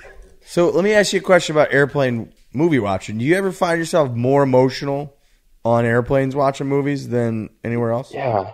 I don't know why, but I think it's like just the fact that at least for me, I have a hard time reading and doing anything productive on planes. So I'll either download a bunch of YouTube videos or just watch movies. But I think you're correct in that because like I'm so locked into the movie on an airplane that I'm like emotionally invested. Like I'll hold my piss in just to watch the last 20 minutes of the movie. You can pause it. You can pause the movie. Piss Oh, off, no, come dude, back. You can't kill them slow. You can't It's kill too them. invested. I can't break the timeline there. So yeah, I don't know what it is, but I'm thing excited. is that you've invested, like you've told yourself that like I have 3 hours in this flight. This movie's 2 hours Exactly. and 30 minutes, and like I'm going to watch this movie from beginning to end. It's going to get me Yeah. from this part of the flight to the end part of the flight. And you're also 6 inches away from the screen. When do you ever have Yes. this like time constraint thing where you have to literally kill time on a plane? So you never Yeah, have that and- issue, and unless you're on a plane. Well, also think about how didn't you Yeah. get caught in a situation recently where you couldn't finish a movie? yeah, that's. I was watching my God. this new movie, Yeah, I know. Everything, That's amateur Everywhere, hour. All at Once, or something like that. It's like the new A24 movie. It's amazing. And then all of a sudden, we're like deplaning, and everyone's taking their baggage off, and I have 10 minutes left of the movie, and I'm like, am I the idiot that just sits at his fucking seat and just watches the rest of this movie as everyone else deplanes, or do I get up? And I got up. I still don't know how the movie ended. Yeah. I still don't know. It's got like a no. 99 on Rotten Tomatoes. This movie's amazing. You got Sorry. The ending. You I have to watch the ending. All right, so I have to ask the obvious question about chess and strategizing and golf Yes. because Yeah. now here you are, you're coming off rookie year, bunch of top tens, third waste management, really good season. You're right there. Do you now find yourself in moments? You're welcome. Do you find yourself in moments where you're thinking strategically about like this guy's doing this blunder? Here's where you capitalize. Like, do you find yourself blending the two ever?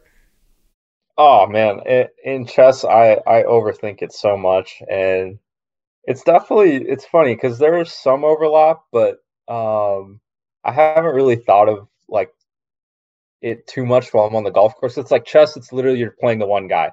It's like match play, right? Like you could be playing the game of your life, but the other guy is also playing the game of his life, and you lose, and there's nothing you can do about it. It's just like match play. But you could also play a horrible game, and the other guy could be playing a great game, and he makes one bad mistake, and if you capitalize on it, you could take over the game. And I guess it's very much like a match play situation, but it's funny. I've joked with my caddy Carl just on the course, like I'll hit a god awful shot, but I'll get like a lucky break or it works out, and I'll be like, Carl, we're just playing chess, not checkers, man. Like this is we've just got this thing so dialed, and I remember at the British Open it was so much prep work, like just trying to figure out where all the bunkers and the sight lines. I was getting fired up because I'm like, dude, this feels like a chess match. Like I'm prepping for an opponent. I'm getting all my, different lines all set up for what I'm going to play and all that. And that was probably the one moment where I was like, wow, it literally feels like I'm, preparing to play an opponent in chess. So T34, I believe, at the Open, Mm-hmm. 150th, St. Andrews. From our vantage point, like, you're obviously, you've been phenomenal at golf. You dusted Danny when he was younger, which I'm sure he's going to get into. But here you are at the Open, the 150th. It's the old course. Was it like hard to prepare with how giddy you must have been? Because you seem like you're clearly so excited. You're jacked up. You're just telling us it's like chess. You're excited. It's got to be difficult when you're like, oh my God, I'm at St. Andrews playing at the 150th. Man, it was honestly really hard for me to kind of focus at first. Like I think I told a bunch of people I got in the Friday before the event. That's when I knew, and then I flew Saturday morning, got there like Sunday mid-afternoon, I think. But I was telling everyone like this is the most excited I've ever been to play a golf tournament, and that was not an exaggeration at all. Like I've never been more excited to play a golf tournament, and looking back at it, I'm fine with that. Like I'm fine that I let myself get that excited and nervy and whatever else comes with all that, right? Because it's only my first time, and it was my first time playing in a major as a card holding member. The other two times were I qualified at sectionals for the U.S. Open, so it was like my first major, and to be at St. Andrews and the 150th and Tiger and Rory and everything that was going on, there was a lot going on. So I'm okay with myself letting or I'm okay with me letting myself get that excited and stuff. But it definitely, I think, it got to me by the end of the week. It was just so many long days. It felt like I was so excited about the prep and walking the golf course, and I might have played too many practice rounds. And another thing that was like sneaky, I think a lot of people don't get is like, so I was staying at the university dorms for housing because it was pretty last minute, and they were great, but they were walking distance to the course. It was like 10, 12 minutes. But like it felt like just because the tee times were really late, like I didn't want to get up early and just sit around and wait to tee off. So I would sleep really late and then get up late. And then I get up and like I didn't want to walk into town and eat food or anything. So I literally ate all my meals, all breakfast and lunch at the golf course. So first thing I'd get up, shower, go through my morning and head to the course. And I'd be there till my round is over, and then I'd eat dinner there and hang with my family for a bit, and then go back to the dorm room. So I think I ate dinner in town 3 days, and then the other days I ate dinner at the course. So I was literally at the course, felt like 12 hours a day, and I was like, man, it was crazy. You are someone who lets. Sorry, you go ahead. No, I was just gonna say it was literally. I spent 12 hours a day at the golf course, and I was like, man, this is even though it was St. Andrews in the Open, by the final day, I was like, man, I'm kind of glad this week is over. Truly Hard Seltzer, I will say they're the title sponsor of From the Gallery. We're not doing From the Gallery. You know why? Because we have Sahith Theegala on the show, who's phenomenal. So we're not getting From the Galleries. We'll get to From the Gallery next week. But what we do get to is the Barstool Classic. We'll be there Monday and Tuesday in Boston. Yep. I believe they're title sponsor of that. Is that correct? That is correct. 4 years straight? Can't go to a Barstool Classic without seeing a plethora of truly hard seltzers. Plethora is a good word. It is a good It's word. a hard one to say at this point in the night. It is. I've been doing this shit for a long time. 10:34 p.m. You know how many flavors I got over at trulyhardseltzer.com? Over 30? Over 30. Wow. All cans have under 110 calories, 1 gram of sugar, and are naturally gluten-free. Wild berry has been my favorite for a long time. I believe my father, actually, when I was in Colorado last weekend, he was sipping on a blueberry acai. Yum. Ooh, loves the blueberry.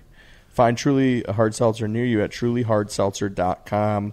They got over 30 flavors of Truly, so there's something for everyone. They got the lemonades. They got the margarita packs, which I'm obsessed with the margarita packs. They're quite refreshing. They're clean. They're crisp. Truly Hard Seltzer. Go find Truly Hard Seltzer near you at trulyhardseltzer.com.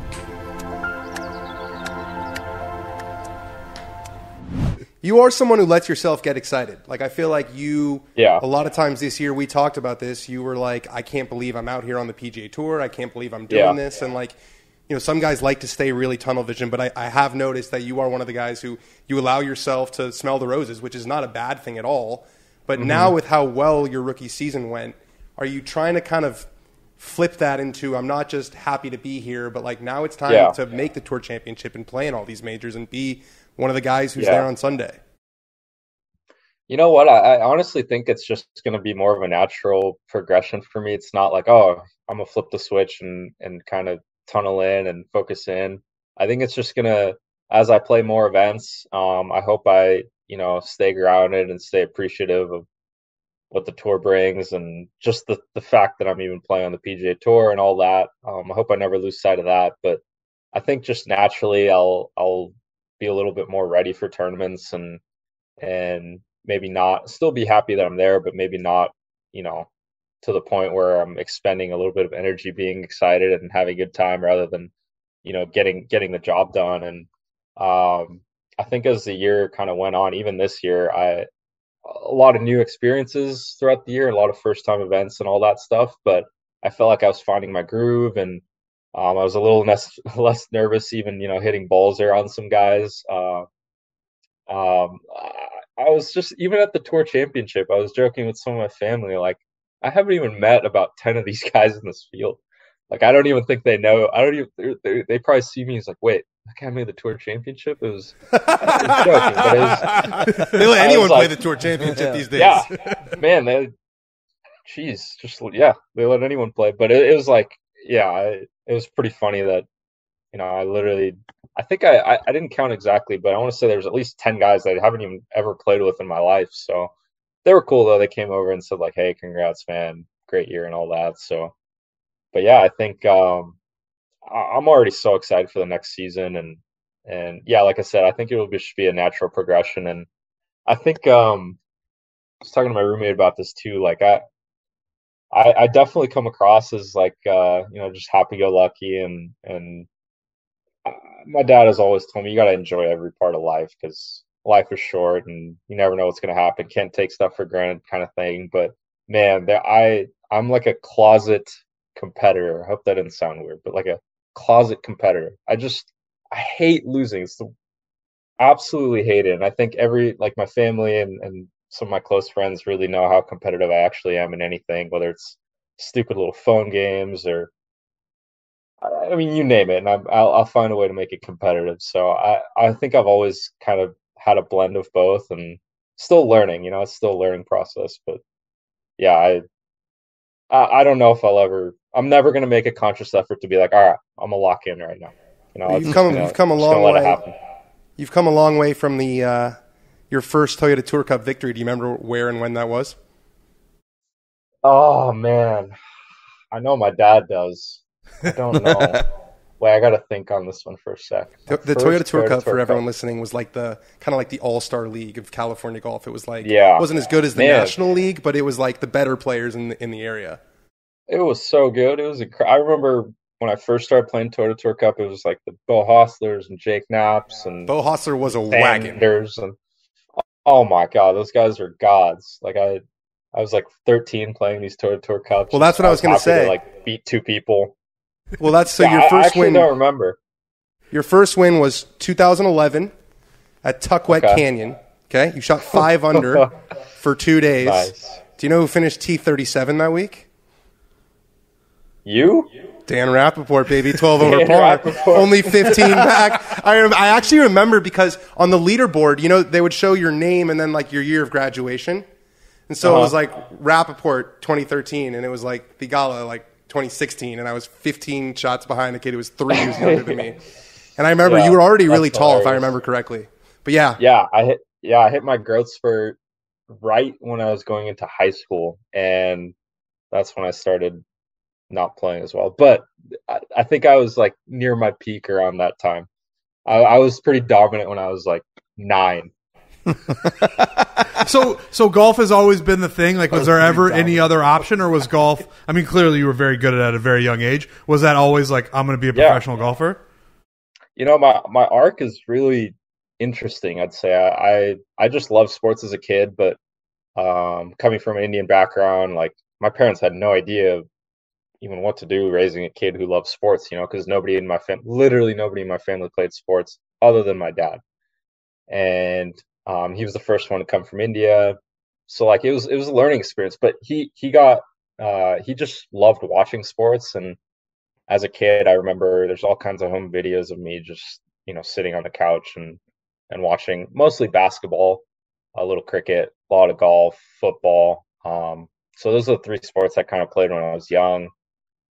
Basketball was definitely my first love, but I learned pretty quickly that that's not really going to get me anywhere with my skill set. But I played a lot of basketball when I was young, and I didn't, I also played a lot of golf, but I just played. I didn't really practice a ton when I was young, but I was like freakishly good from like age 6 to 10, I would say, in golf, without a whole lot of, I stayed at the golf course all day, but I wasn't really necessarily grinding. I was just having fun hitting shots here on the greens and stuff. But I won 3 junior worlds and I won my first tournament ever, which is really funny, which was junior worlds when I was 6 years old. Because my dad was like, I wonder, because he saw me improving and he's like, I wonder how good he actually is. And best in the world. Signed me up for junior worlds and ended up beating Norman by 1 shot when I was 6 years old. He was 5. He'll be on tour. Norman Jong, right? Norman Jong. Guy's a legend. So Danny's our guy. But he was number anyway, one player like in a great college career. Oh, he's incredible. I think he just missed out on card on Corn Ferry. He Mondayed into a couple of events this year. Yeah, so he Mondayed into it a Corn Ferry event and then won it, and then got full status for the rest of the year. But yeah, he'll be on tour. He's the man. We roomed together at a couple junior tournaments, but he started just kicking my ass. And once we got to high school, I grew a ton, and I was really struggling for a while. And I wasn't in, I never got to play on like a team as a junior golfer, like a polo or what was it, the Wyndham Cup? Does that sound right, Dan? I wasn't quite that good, pal. Okay, okay. Sure. I never They played. didn't talk to me about the Wyndham Cup. No. I didn't get to play in any of those until I played in the Sage Valley Invitational, and that was my last one as a junior. So I'd say I was like a middle of the pack kind of recruit for my class. But yeah, and then I felt like I made my biggest progress in college. Like I said, I always wanted to be a pro golfer, but there was a couple times in high school where I was actually really addicted to a couple of video games online, but I was like, I don't know if I really have what it takes. Sorry, what was that? COD? What kind of games were you addicted to? No, so this is another kind of rabbit hole I can go down, but it was pretty. Now it's like kind of embarrassing, but I played 2 games mostly, and they were Minecraft and Terraria. Those are deep cuts. Right? I never heard of Terraria. If you're in Minecraft, you're like in video games. I mean, Alex is here. You're a video game freak. He's shaking his head. Yeah, he's got a look on his face like that's the good shit. You gotta hear me about the Minecraft though. So like, I started pretty much when like the alpha came out. With my younger brother, is 6 years younger than me. He was 7 at the time, and he was like, "Dude, you gotta check out this game. Like, all my friends in 2nd grade are playing it." I'm like, "All right, I'll check it out." I'm like 13 at the time, and I remember I played it for a little while, and then I kind of let it go. And then like the official release of the game was in like 2013 maybe, or 2012 or 2013, and that's when I started really immersing myself in. And I only did the PvP aspect of it, so player versus player. I only fought. I didn't really build or anything like that. And I played on a couple servers, and so at one point I have to find like a screenshot of this. There was a couple servers, MC PvP and Badline. They were 2 of like the biggest PvP servers at the time, and then another one, Kohi. But yeah, they're huge PvP servers, and that was actually #1 for 2 seasons. They had like 19 seasons, and each season lasted like 4 to 6 months. And I'd say there's hundreds of thousands playing, if not more. Minecraft's probably the biggest video game in the world, honestly. I even back then, but yeah, I played so much and got so good. I had a custom mouse and a custom keyboard, and you're just good at shit. Oh no, I have just a very addictive personality, so that goes back to my competitiveness. But that's why I sucked at golf for a little bit, and I kind of got my crap together in college, and can't thank my coaches and teammates enough. But I grinded really hard in college to get it dialed, and I think my sophomore year of college or something, I was like, all right, we're gonna give this thing a shot, and put 100% effort into it, and I'm reaping the benefits of that now. Yeah. Did you have like rivals in this Minecraft? Like, tell me about this Minecraft world. There had to be some. He's ready. He's ready to talk. He's like that motherfucker. I remember him. Who was number 2? You guys don't want to get me going on this. I mean, I could literally talk about it. I could write a book about my Minecraft journey. I mean, you should. I'm not even kidding when I say like. So I structured my high school schedule. So I took a 0 period through 4th period, and I was fine in high school. I met a couple friends, but I was like, I want to get out of class before lunch, so I have an extra hour to play Minecraft. That's how crazy it was. And I swear, I'd wake up, and the only thing I'd think about was Minecraft. and okay, sometimes I'd think about golf, but I'd be like, okay, how do I break down my after-school schedule to play Minecraft? So I would like practice really quick. I still love practicing stuff, but I would definitely cut it short sometimes. I'll be like, Mom, you gotta come pick me up. Like, I got a ton of work to do. I had it all dialed. I had my monitor like in my room. I had my monitor just turned slightly away from the door, so the angle from the door my parents couldn't see what was on the monitor. So if they came into my room, I'd be like, yeah, I'm just grinding on another group project, you know? Man, they must have thought I had hundreds of group projects. It's like an elaborate series of mirrors. And This guy does more homework than anybody. No. It's like Ferris Bueller's Day Off, where they have like the fake guy in the bed. He's like, you had them totally fooled. I mean, I had my brother, tell him stuff about, yeah, he's really busy. Like, don't go in his room, because I didn't have a lock on my door. But like, yeah, I had it all dialed. And, Dialed. Back then, we used Skype, and literally everything I did in Minecraft was through Skype. And there was a straight up like full community of people, and some of those people were some of my best friends. And funny enough, I haven't met these people in real life. We're trying to make it happen. I still keep in touch with some of them. Holy crap! It's Yeah, awesome. some of it's like the COD stories, right? It's real stuff. Right. Like, Yep.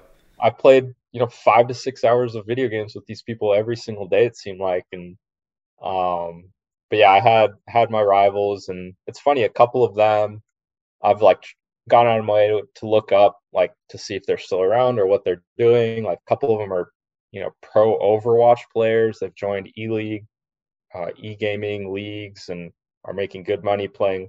There's one guy that I saw has over 1 million followers on Twitch, and he does League of Legends, and it's pretty cool. Yeah. Right. So do we you need to be a part of this? We need to be a part of this reunion. Like, if we can somehow set up, Fly out the boys. like, we fly them all in, we all meet at a golf course, maybe we make an event out of it. If we can do this reunion, I would love to be a part of that, because that's an amazing story. awesome. I've watched those reunions it's before, incredible. where like they meet at the front door. The wife like set it up for like the husband and like his friend, and they're like crying in the front. I'll cry for sure. I mean, that's If you do this, unbelievable. I'll cry. I would cry. But Of course. So there was one guy that I played with a little bit, but for some reason we were pretty close. I think he played soccer in high school, and I think he actually committed to a D1 school to play soccer. And we were like pretty close in high school. We were gaming. Didn't know this guy in real life, just over Skype and Minecraft. And I was actually better than him at PvPing. Like, I was better than him. He was really good too. But like, I had like not a very good computer, not a very good monitor. My keyboard and mouse were dialed, but the other stuff wasn't great. My internet was pretty good. It was pretty good. But so this guy started making content while I was still doing all that, like PvP content. He would record himself fighting, and he got like 100,000 subscribers on YouTube so quick. It was in the span of months. And I'm like, dude, like, I'm better than you. My commentary on the PvP is better. Like, if only I had like a nice mic and a nice recording software and all that, and my parents weren't on me. Thankfully they were on me, because I probably wouldn't be here now. But if my parents were on me, I was like, dude, I could have 1 million subs on YouTube right now just doing PvP content. But yeah, it's pretty crazy how immersed I was in All right. stuff. So now, do you stay away from video games, or are you at all interested in Twitch streaming and all? Because there's so many opportunities nowadays that didn't exist back then. Yeah. So currently, I have literally nobody. I have a Steam account, which is for online video games and stuff, but I don't own a console. The only console I've ever owned was GameCube, and that's it's another story. I was in the Mario Kart Double Dash speedrunning community for a World little championships. bit too. Yeah, rank number I'm one. like 30. He has a video game addict. like He has to keep 30 them locked away in like a closet so that he can't access them. He cannot have If them you in his put a home. video game console in front of him, he starts like It's twitching. like a video game detector. He's like, I promise you guys, I don't have a console in the building. We've locked him away. I'm top 25 in the world right now. I'm in the fucking tour championship. If I touch one, I swear it's gonna go downwards. Oh, so that's why I don't own one. I literally am like, my roommate's bugging me. Guys on tour, like, or some of the caddies are like, dude, you got to get PS5 or an Xbox or whatever. I'm like, I can't. Like, if I get one, I'm gonna get 3 hours of sleep for my Friday morning tea times. So I'm gonna avoid it for now. Maybe if I mature a little bit more, I'll let myself dabble. But yeah, I'm out right now. Listen, when you are on the course, you're going to get dehydrated. Would you argue that our hydration level was less than we would have hoped this last 95 couple days. degrees. It felt like 104 here in Myrtle Beach. Hydration was low. We didn't actually have any BioLite readily available, and I wish I had some out there. Yeah, there were certain times where it's like we've gotten so used to being hydrated by BioLite that when you're not around it, you realize how much you do need it. You don't know what you're missing until you miss right. it. You don't know what you have until you're missing it. At some point, got till it's gone. Wow. At some point when we played yesterday, I thought I was going to pass out. I started getting nauseous. Thought I was going to black out. I would have loved to have BioLite in that moment. Dude, there's no better feeling than when like you know that you're dehydrated, your piss is like kind of like darkened, it's and like you're motor like oil. Things are happening bad, things are not happening inside there. It's like you really need to flush the systems, and you have a BioLite in your hand. And you're like, I'm about to cheat code this entire thing. Right. I don't have to sit around, lay down, wait for this entire thing to flush out. I'm about to drink one bottle. That's what, equal to 6 or 7 sports drinks. 6.5 sports. 6.5 sports drinks is in this one bottle of BioLite. Come on, dude, that's a cheat code. It even says at the end of this line, they say it again, 6.5 exclamation. That's a lot because it's so many. BioLite is you kind of said that like Jerry Seinfeld. It's a lot. It's a lot. BioLite is a physician-formulated recovery drink made with all natural I drink sports drinks. Help you. Gotta drink the BioLite. Feel fat, better fast. You know who's pretty good at impressions is Rap. Are you really? Yeah. What can you do? I got a few. Who's Like your what? number one? Oh, this is like, hey, funny man, tell a joke. I know. My most popular one that people like is probably Roughing a Doll. Oh. Yeah. But can I bring it out when it's more... Yeah, Of course. absolutely. Of course. Absolutely. We won't put you on the spot. Save it for the right time. I don't want to ruin it. Yeah. Trust me, put a few bottles of the BioLite in your cooler before your next tea time and you won't suffer the next day. BioLite will help you fight that hangover feeling, intense fatigue, and will keep you on your feet and hopefully under par. BioLite... They put exclamation point there. That's why I got so excited. You're like Ron Burgundy in that moment. Very much so. Thank you. BioLite, now available to purchase directly on their website. Go to drinkbiolite.com/Barstool. Use the code FOREPLAY, one word, FOREPLAY, for 10% off your first order. That's drinkbiolite.com/Barstool. Code FOREPLAY, 10% off. Dude, so I mean, this community, right? It has to be pretty wild at this point. Like they're like, Timmy's like second in the world at Overwatch, and Billy's like, really good at Fortnite, and they're like, fucking Sahith this like playing for $18 million the tour championship. Like, so here's the thing. I don't think like a lot of the people that I was PvPing and like in the community know who I was. I think there was a couple because I logged into the forums of that PvP server a year ago and I had some messages being like, "Whoa, are you this guy right here?" I'm like, maybe. But depends who's yeah, asking. I think a lot of them don't really know. I've tried to log into my Skype, but for some reason my Skype doesn't work anymore. It's like it won't load all the messages that I had. So, but yeah, it's pretty. I would love to like actually get together with some of these guys, but there's two guys that I know. That's amazing. Right, we have to do that. It's so funny that this is like a thing with you because I had something that happened. I was in a MLB The Show. It wasn't like it was video game MLB The Show on PlayStation. I was in like a 15 season. It went over 2 years. Franchise online league where like I was the Los Angeles Angels. And essentially, like, we all were a part of, like, we owned our own team. And I was with all these, like, random guys. I was working at my family's Italian restaurant. It's the only thing I wanted to go back and do. Like, I, like, wanted to go back and make trades. And we had to play, like, 60 games against other user teams. So, like, we would be in a group me, and we'd all schedule when can we all play against each other. And we'd all have names in the group me and whatever. This is, like, legitimately, like, 8 or 10 years ago. And I've gotten messages on GroupMe because now, like, a couple of my buddies will have GroupMe or whatever, and I'll go back in the old messages. And one guy was like, "Hey, man, I have old messages, like, requesting trades with him, and we're arguing with each other. I'm legitimately, like, 14 at this point. Right. And we're screaming at each other, cursing at each other. And then I have a message being like, "Are you Frankie Borelli from Barstool?" And I've never answered him before. I've never given him the satisfaction that I was that psychopath that was trying to trade, like, my, like, 5th starting pitcher for, like, his, like, 3rd batter, and, like, he was calling me a fucking pussy for all this. Like, I'm like, I won't let you know that I am him, but, like, one of these days I'm going to be like, it's me. You know what I mean? Wow. Yeah, no, That's I have epic. a deep community on MLB The Show, on my group, man. That's deep. epic. Could This you has really gone in a imagine direction if, that I did not anticipate. No. Bro, Could you video games imagine are if, such a like- part of our culture. Like, it's impossible to not have these stories of young, successful athletes not having their upbringing be a part of, like, competitive gaming. It's just My like... parents would not let me play video games basically under any circumstances. Really? Even, Yeah, like, they were- sports games? Like, I wasn't allowed to play, like if we played Madden or FIFA for more than like 20 or 30 minutes, they would like cut it. They were super Wow. anti-video game. Really? Yeah. So me and my friend Pete, growing up, we for about 3 years were obsessed with Command and Conquer Red Alert 2. And it was early, mid-2000s, I guess early 2000s. And it was a game where you could pick different countries, you built tanks, and you attacked other people. And the games they got into this online community where they had their own forum, and it had a ranking every month that reset. And every month somebody would win number one, and then you would go into the Hall of Fame forever.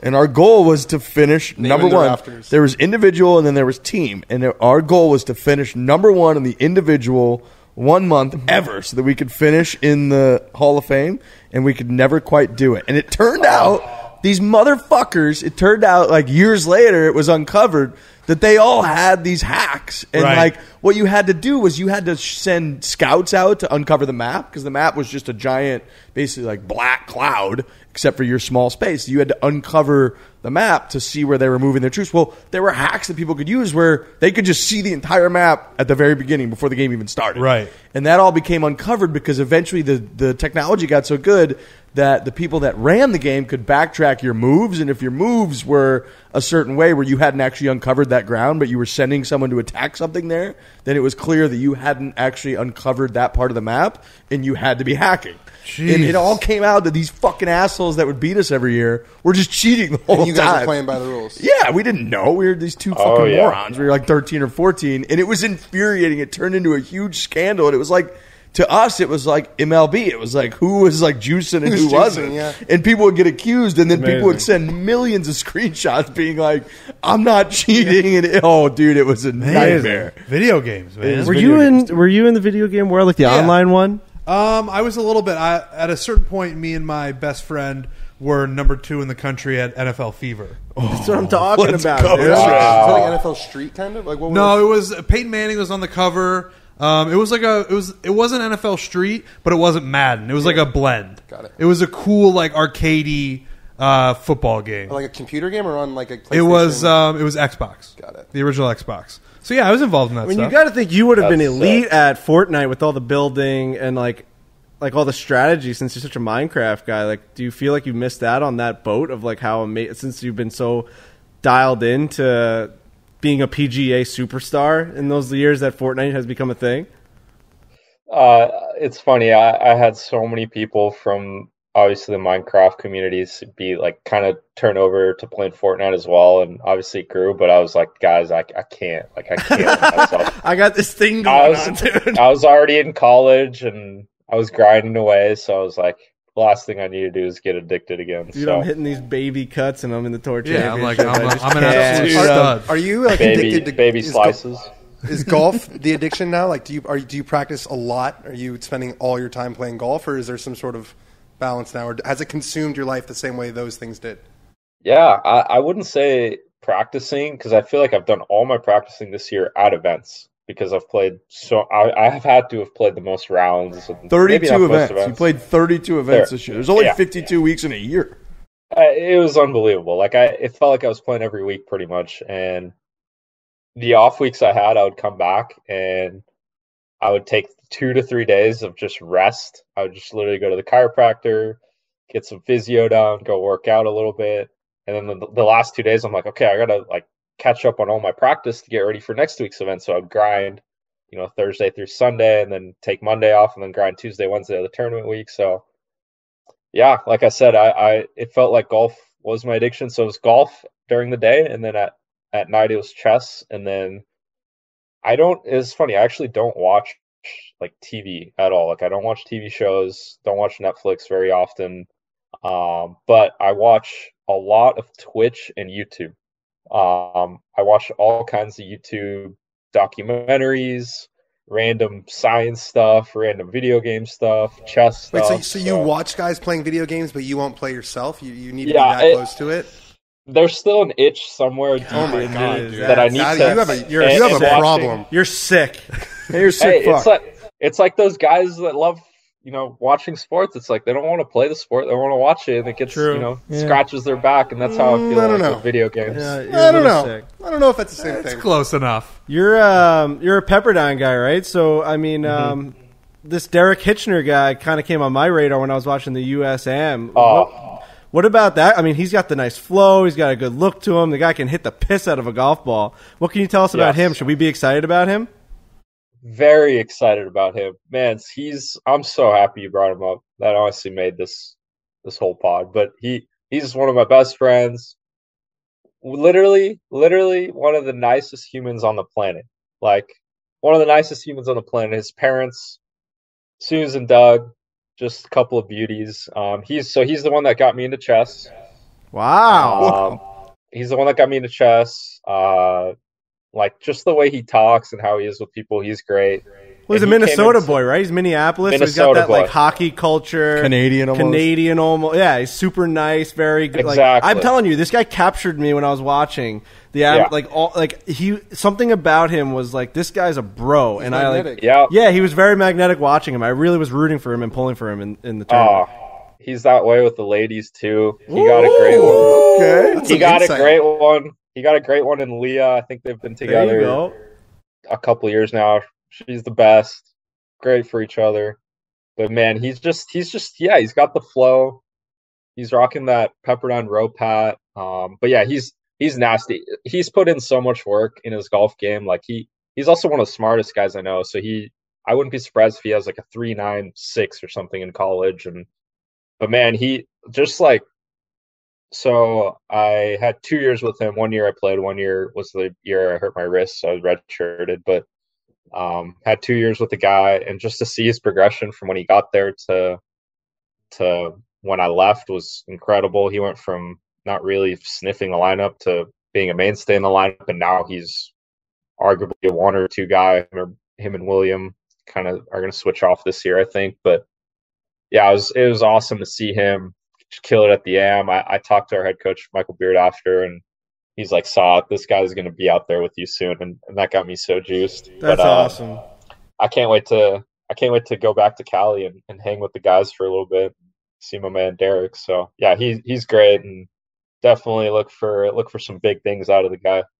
So I know you said move or go back to Cali. You're from California. You moved away at some point this year. Where are you living now, and how's the move been? Yeah. So I am right now in the Woodlands, Texas. It's like Dallas, right? No, it's 40 minutes north of Houston. About 2.5 hours from Dallas. So Houston. I moved here 4 months ago. This is my 5th week here, so that shows how much I've been playing. That's my 5th week here. I love it. I'm living with one of my old teammates, Fred Waddell. He's had Corn Ferry status for probably 3 years now.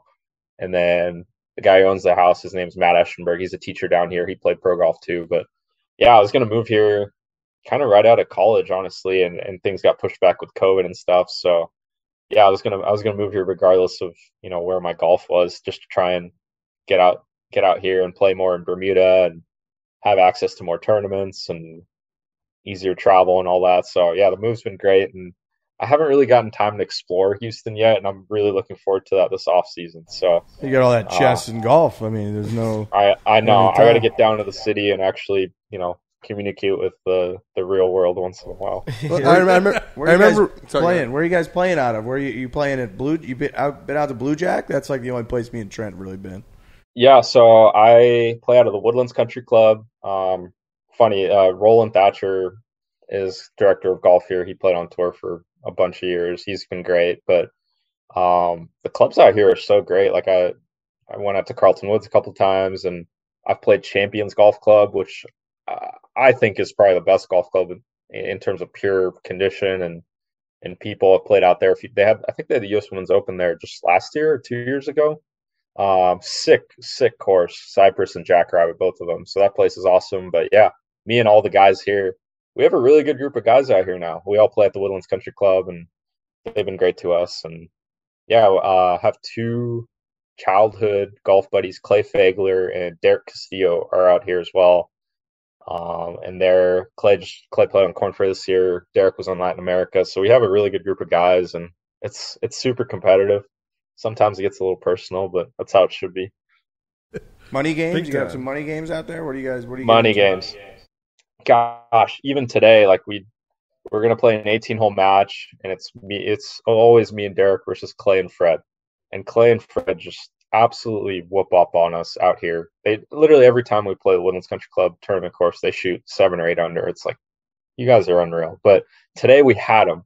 We're 2 up on hole 8. A thunderstorm's rolling in, so we're like, all right, we're gonna play 9. And sure enough, those bastards pressed on 9 and freaking won hole 9. So we have. So, and then now I'm leaving, so it's like, great. I'm gonna have to wait for the rematch. But yeah, it gets pretty. We don't play for much, but it's the pride part. Yeah, I mean, we get that. We just, without giving anything away, we're in Myrtle Beach. We're doing our travel series right now. Yeah.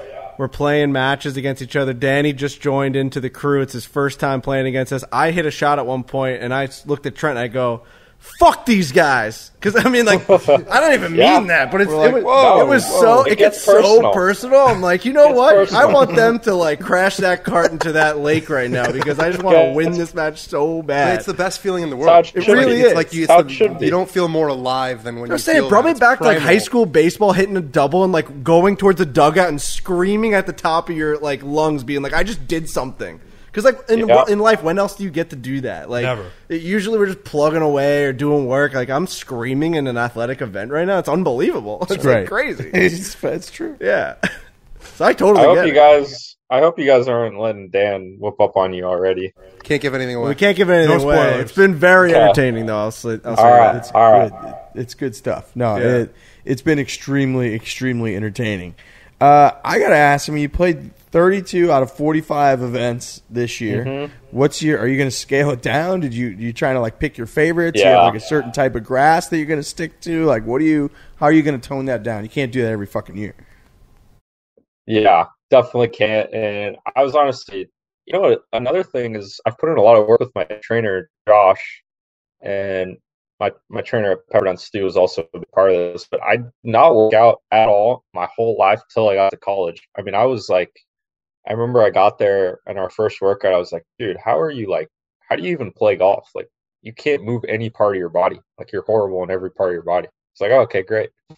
But like, just the fact that my body held all 32 rounds and I played injury free and felt like I was 100% physically the whole time. I was really happy with how that was. So I know there were some weird rumors about me like being hurt at the end of the year there. I was like, huh, that's interesting. I've worn my wrist wrap all year. I've worked for the last 3 years. Like, no, I'm good. But I'm definitely going to scale it down. It helps that obviously making the tour championship, I'm in the majors, and that's unbelievable, and the invitationals. So my goal this year is 27. We'll see. I know that's still a lot, but I love playing.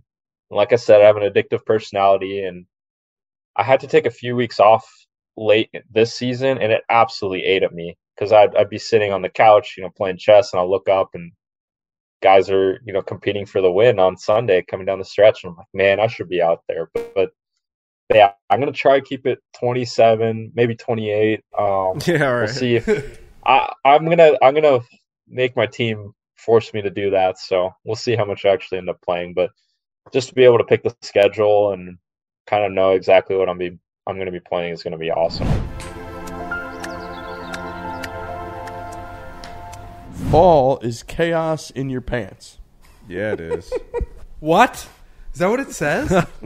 Fall is chaos in your pants? Is it because like you know me? You think I can make that up on the top of my head? Too many pumpkin spice lattes? I was going to say too many buffalo wings or right. what? It's a mess down there. You know what? Every single season is a mess in my pants. Right. I guess like especially in the weather that we've been in. Oh man. Yeah, man, it's a mess. It's chaos. It's been a mess. It hasn't been that messy because I've had Tommy Johns on. And I have this new performance Tommy Johns. Did you guys get sent those? Oh yeah. Yeah. I got a blue pair. Oh my! No, I got a gray pair. It makes me feel like I'm in the Power Rangers. Ooh. Everything has a little compartment. It's crazy, dude. It's nuts. What compartments? Dude, they do have little compartments just for like And it says like hammock mode activated. It's nuts. Like everything about it's like, I feel like I'm going to go to space. Yeah. I feel like one of those cyclists. Yeah, but they're so breathable and so comfortable and so just sturdy. Everything's sturdy in there. Tommy John's is breathable, lightweight fabric. It's got 4 times the stretch of competing brands. They come with a no wedgie guarantee, thanks to a non-rolling waistband. I haven't had a wedgie in 3 years. Legs that never ride up. Plus, they feature a horizontal quick draw fly. Yep. Quick draw. You fucking kidding me with this stuff? You know? Clint Eastwood. Wow. Yeah. Hey, Draw. look over here. You don't even know what hit you. Hammock It's gotta be pouch. consensual, though. The hammock pouch. Fair. That's smart. If you're quick drawing, it has to be consensual. I think quick draw. Most people think of it for like using to go to the bathroom. I agree. In the sense that I was saying it, I just wanted to make sure that as if you're in as a a disclaimer, If you're in a it has to be consensual. if you're in a 2+ person, Well, I said, "Hey, quick look draw, over here." And I just fucking pulled it up. It's That's gotta be illegal. It's 100%. That's indecent That's why I'm exposure. just making Can't a do You fun. got it. I think they got it. Okay, now. good. Hammock pouch support stops the awkward swing and slap. You know the swing and slap. Yeah. What are we talking about here? Giving everyone something to be grateful for. I'm talking about Tommy John. What are you talking about? People know. Oh, the swing and slap on your own. Yeah, this Okay. is all All right. you're on your own. I keep thinking there's another person in these scenarios. Okay, No, this is all. I can't get it out of my head. All this is based gotta upon be you being consensual. alone with your underwear, which is Tommy John. Okay. Go to TommyJohn.com/4 right now for 20% off your first order. 20% off at TommyJohn.com/4. One more time. It's got to be consensual. Okay. TommyJohn.com/4. See site for detail. You had such a good like start to the year. I feel like the West Coast, you really played really well. Yeah. Was that when you started to believe like, okay, I can hang out here. This isn't just like I'm a rookie. Like I can be one of these guys who gets to East Lake. Honestly, no. I didn't think so yet. And the reason I say that is because I feel like I played well nearly all year. And even though some of my results I had a ton of tournaments where I'd make the weekend and finish, 60th. And even those weeks, I felt like I played well. It's just like, damn, this is the tour. And it's not easy. It's hard. You have one off day and all these guys will eat you up. And I loved what Kiz said about match play, by the way. He's like, I'm going to eat all their souls. Yeah. Yeah, I didn't really feel that way till honestly like late in the year. I'd say Memorial was one of the first weeks where I was like, I had a good week at Colonial, had a bad Sunday, and finished like 60th. And it would have been so easy to chop that up as, oh, great, another weekend where I make the cut and finish 60th. And everyone's like, oh, you'll get them next time, even though I felt like I'm playing well and making progression and all that. But I think at the end of the year, I started feeling my most comfortable, just sticking to the process and all that stuff. But yeah, at no point was I like, yeah, I'm good enough to be, top X whatever in the world, right? I was just kind of going along with my business and got to the playoffs. I'm like, oh, cool. I'm 40th in the FedEx Cup entering the playoffs. That's a hell of a year. And I was like, I'm pretty close to 30. Like, might as well try and make that happen. So I will say, like, being completely honest, I was at the Tour Championship and I was wondering how I was going to feel after BMW. Like, am I going to feel like I belong there? And I really didn't feel like I belonged there yet. And maybe that's not giving myself enough credit, but, just looking at some of the guys that I've grown up watching on TV and just seeing how they strike the ball or whatever it might be, I was like, man, I don't know if I really feel like I earned it. And I think that's maybe my own subconscious way of, keeping that chip on my shoulder and that I got to prove it every single year and every single event that I need to play better and kind of try to get the best out of me. So I think if I have more positive results this year, like I did all this last year and keep making progression, then I feel like I'm, part of that top echelon of PGA Tour players. Just being on the PGA Tour alone I'm starting to understand is pretty damn cool, and you have to be really freaking good to do it. So, maybe I'll start giving myself more credit as I kind of prove more things to myself. And I'm not really worried about proving things to other people, but it's more to myself. Well, you earned it. You know, Yeah. no one gave you your place there. You Yes. earned your way into the tour No, that's championship. true. It was an That's algorithm. true. You know. That's true. I did earn going there, and like I said, I'm not good at giving myself credit, but I'll give myself credit there. I definitely earned being there. Um, do I want to be put in the discussion of, I thought it was ridiculous that people were even saying that I should be close to, President's Cup stuff. I just feel like I didn't earn that, and guys who got picked have had much better years and all that. So, but it's all great because I can just use that as fuel to the fire and kind of give myself more to work off of. But yeah, I definitely have a lot to prove to myself, and hopefully keep putting in the work and do that the next few years. So how are you going to feel? How do you think you're going to feel when it comes early April and you're rolling into Augusta National for the Masters tournament for the first time? Yeah, that is. We're already trying to get stuff in the plans with family and friends. I know it's kind of funny. It's actually, there's a lot. You have to plan so early because it's just such a big deal, and It's like 12 tickets per day, right? Yeah, I literally think it's like 10, and then or 10 a day plus like your family, so like four a day for my parents' brother. Couple for the foreplay guys. Yeah. Yeah. Hopefully, I'll be But, correct. Your mouth to God's ears. Who was I? I was just asking. Oh, I was asking Scott Stallings. So I played with him on Sunday, and we're just talking about. We're joking because we're both playing like ass on Sunday, and we're like, "You're never gonna find two guys more happy to finish in last and second to last at an event." And I was just asking him about the Masters, and I think this is his. Ooh, I'm not sure. It's either his third or fourth time going to Augusta, and he's like, dude, the first time when I knew I won and knew I'd get into the Masters, but it doesn't really hit you till you get that letter in the mail. You get the letter in the mail, and then it's like, whoa, this is actually happening. And then obviously whenever, I guess like I need to figure this out, but I guess I can go and play rounds with members and Yeah, I and think you stuff get if like I a want. practice round where you can bring a foursome before the tournament. Specifically you four guys, right? Yeah. Yeah. This That's the foursome. force. But yeah, I just I think it'll hit me probably whenever I do my first practice round. The letter and then or the first practice round, whatever comes first. Actually, How do they know your current address? Like, is it kind of like a wedding where they text you and be like, "Hey, where are you living right now? Do you have an address?" You're like, "Ooh, I hope I'm getting invited to the wedding." I literally was just about to say that. I'm like, I don't even know if they know where I live, or I have no idea when you get this letter or what this Is it an letter's- owl from Harry Potter. Hogwarts? Harry Is it an Potter. owl from Yeah. Hogwarts that just Falcon flies coming through in. your window? I would be The scared shitless envelope because I is feel like I miss gold-plated. half the letters that I get. You know Yeah, what I you got to mean? be checking your mail like a madman, like for the next 4 months or 5, Yeah, 6 because I have months. no idea. I should look up when it's coming, but yeah, I'm expecting like a little, I don't know, enclosed with a diamond or something. Yeah. That's unreal. I mean, it's unreal. That's just so cool. So, what's your next couple weeks? You're starting to get back into it. What's our next couple weeks look like? Yeah, so I'm actually getting ready to go to Seattle just to play golf for a couple days with some Where are you buddies, and I'm gonna be playing Aldera and Sahali, I believe. Aldera's Aldera. I'm not sweet. 100% Aldera's awesome. sure, but so going up there and then going to Napa Sunday morning.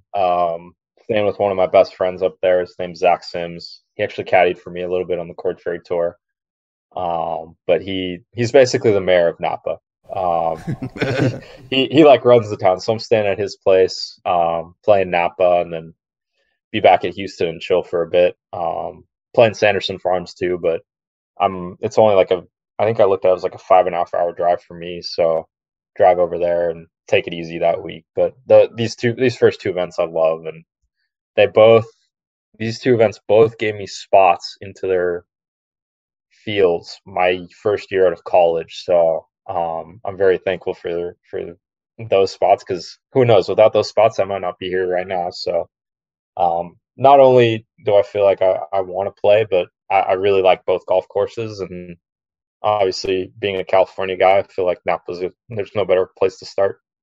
Wait, you're like a drive everywhere guy, aren't you? I remember you were driving up and down the West Coast. Yeah, I forgot the exact amount. I think I mentioned in an interview somewhere, but it was like 3,000 miles on that West Coast trip on my Passat. It might have been more actually, but yeah, it was like 3,000 miles. I still have my Passat with me. I will be driving driving the Passat to Jackson. A new car is in the works. I can't reveal any info. Negotiations. But I will say the Passat will live on. I'm not getting rid of that thing. It's too special. It'll probably be in California.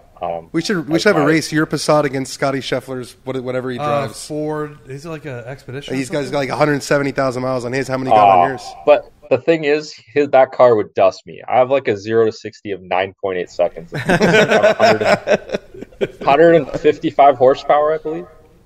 Oh Yeah. man, Sounds like not a lot. It's a great car. It's a great car, but it's just slow. But I love it. It's kept me safe. Knock on wood. No issues with it at all. I've literally had no issues with it. 100,000 miles and no maintenance at all.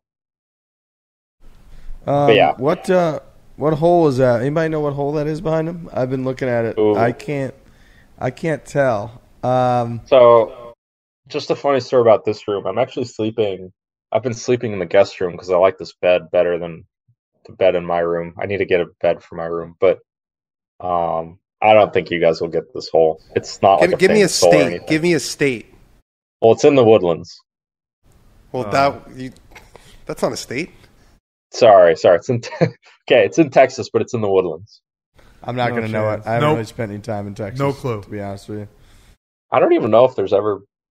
Oh, you know what? The Chevron's coming here to it's Carlton Woods, Nicholas course, hole 17. It's like a 230-yard par 3. Might be the hardest hole on the course. We played a Nicholas course today. yeah, we played It's Nicholas sick. course today. We did, yeah. Holly's Plantation we played today. That's right. Nicholas course. Yep. Yeah. A lot of dog leg rights, you It was know. hard. Oh, love the dog leg rights. There you go. Baby That's right slice. up my alley. Baby slice. Squeezers. Yeah. I was trying to tell Danny to hit the squeezer all day, and he's like, I'm up against the fucking tree of this all the Stop saying squeezer. I'd be behind a tree, directly behind a tree, and Riggs is like, it's all good. Just hit the squeezer. I was trying to stay Bro, I'm positive. just trying to I make know what a contact. squeezer is from behind a tree. Yeah, we're trying to win out there. I have a feeling you're going to play like 40 events this year. I do too. No, I can't. I can't do it. I'm going to make force worlds of them chess. to tell me not to. We got to set up a chess match too. We got to find. Yeah. I would get crushed by this guy. Come on, dude. Okay. We got to find So- somebody. Here's the issue, though. I feel like with chess, it's similar to tennis. Like if you're slightly better than someone, he'll just kill them every time. I mean, it wouldn't be close. No, but chess, I will say, is a little bit different. So I'm 1900 in rapid, which is 10-minute chess. But if I were to play like a 1500, they would beat me, 1 out of 10, 1 out of 11 times. Like they would beat me. I wouldn't be able to beat them every single time. But I will say I would love to play anybody in the golf world chess because I was like curious. Like I wonder how many guys on any tour like actually play chess. I'm open to any challenges. We're setting it up. So we got to find the next gotta best. find it out. And chess we're golfer. gonna use a crazy production budget on it, and we're gonna make this look like you guys are playing in the middle of Rockefeller Center. I want this thing to be lights going down on you. Frankie, we need to Oh, do the man. Harry Potter version where it's real life size. Yes, And the guy No, slices the other I want guy. this to be incredibly intense, just pitch black all the way around you guys. You sit down at your table, and then we bring in fucking I don't know who's pretty good at it's like Billy Horschel good at chess. You ever played at Horschel. Washington Square Park or anywhere in New York City in public? No, I need to. So I need to play more over the board chess. I literally haven't played anywhere public. I think I would get dusted by pretty much everyone at the start just because I'd be nervous. And honestly, with my rating, my over the board rating would be 1600. I'd be very mid-level. Anyone really good who's been playing for a while will be able to beat me. Obviously, any master would dust me, but I want to get better at that. So I would love any challenges. Dude, we're setting it up. I'll drop my Frankie's right, too. chess.com We'll do- username. The production will be outrageous. We're gonna I set this imagine up. everything's dark, like you're saying. Yeah. It's It's like only Squid lights. Game. It's like we'll Squid be Game. in Yes. your corner. We'll come out it'll be like a title fight. We'll come 100%. out in your corner. We'll be hyping you up, and then we got to find somebody else wearing a crown like on a the king. PGA Tour who's relatively similar skill level. Who's fuck him? I could beat him in chess, and we'll do a best of 3 or something, and we do a chess game. Yeah. You find your opponent, we'll set it up, and let's do it during this winter. Let's do it. Yeah, I gotta ask Phil player relations to see if anyone wants to do some Okay. type of Yeah. chess. There's got to be 100%. like they always give those answers of like their favorite hobby. There's got to be a bunch of guys that have said chess before. I'm gonna say no. You don't think so? I feel like nobody. Maybe like fishing. Yeah, true. Yeah. It might not be a chess. There's chess got to guy be. There's out there. hundreds of these guys. There's Gotta got to be be. somebody out there. Chess is not that common, I don't think. Chess. I don't is think pretty, it's that common either. I know it's like pretty popular, like Twitch streaming and all that, but it's not like that. I feel like, yeah, I don't know. We're gonna figure it out. We're gonna figure it out. We'll do this offline. We'll find somebody. Yeah. Look, this was awesome. We Yeah. really appreciate this. We've been watching Yeah. you all year long. We're big fans of yours. You're emotional out there. You're very real. You're obsessed with fucking chess and video games, which is fantastic. So, yeah, I mean, we really appreciate you doing this. Yeah, for sure. Thanks, guys. This was a lot of fun. I feel like I could have talked with you guys for forever, but hopefully I'll chat with you guys soon in person. Yeah, for sure. We're going to stay in touch. We'll do this frequently. We'll check in with you.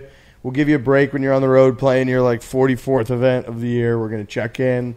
So let's stay in touch. Let's, good luck. We appreciate it. Hope your second year is as good or better than your first. And, yeah, this was awesome. We appreciate it. We're setting up the chess match. No joke. Yeah. All right. Well, thanks, guys. Yeah, this is not an was empty fun. promise. We have to do it. We're going to do it. Yeah. Awesome. Thanks, man. Thank you, Sahith. We appreciate it. Thank you. Thanks, guys.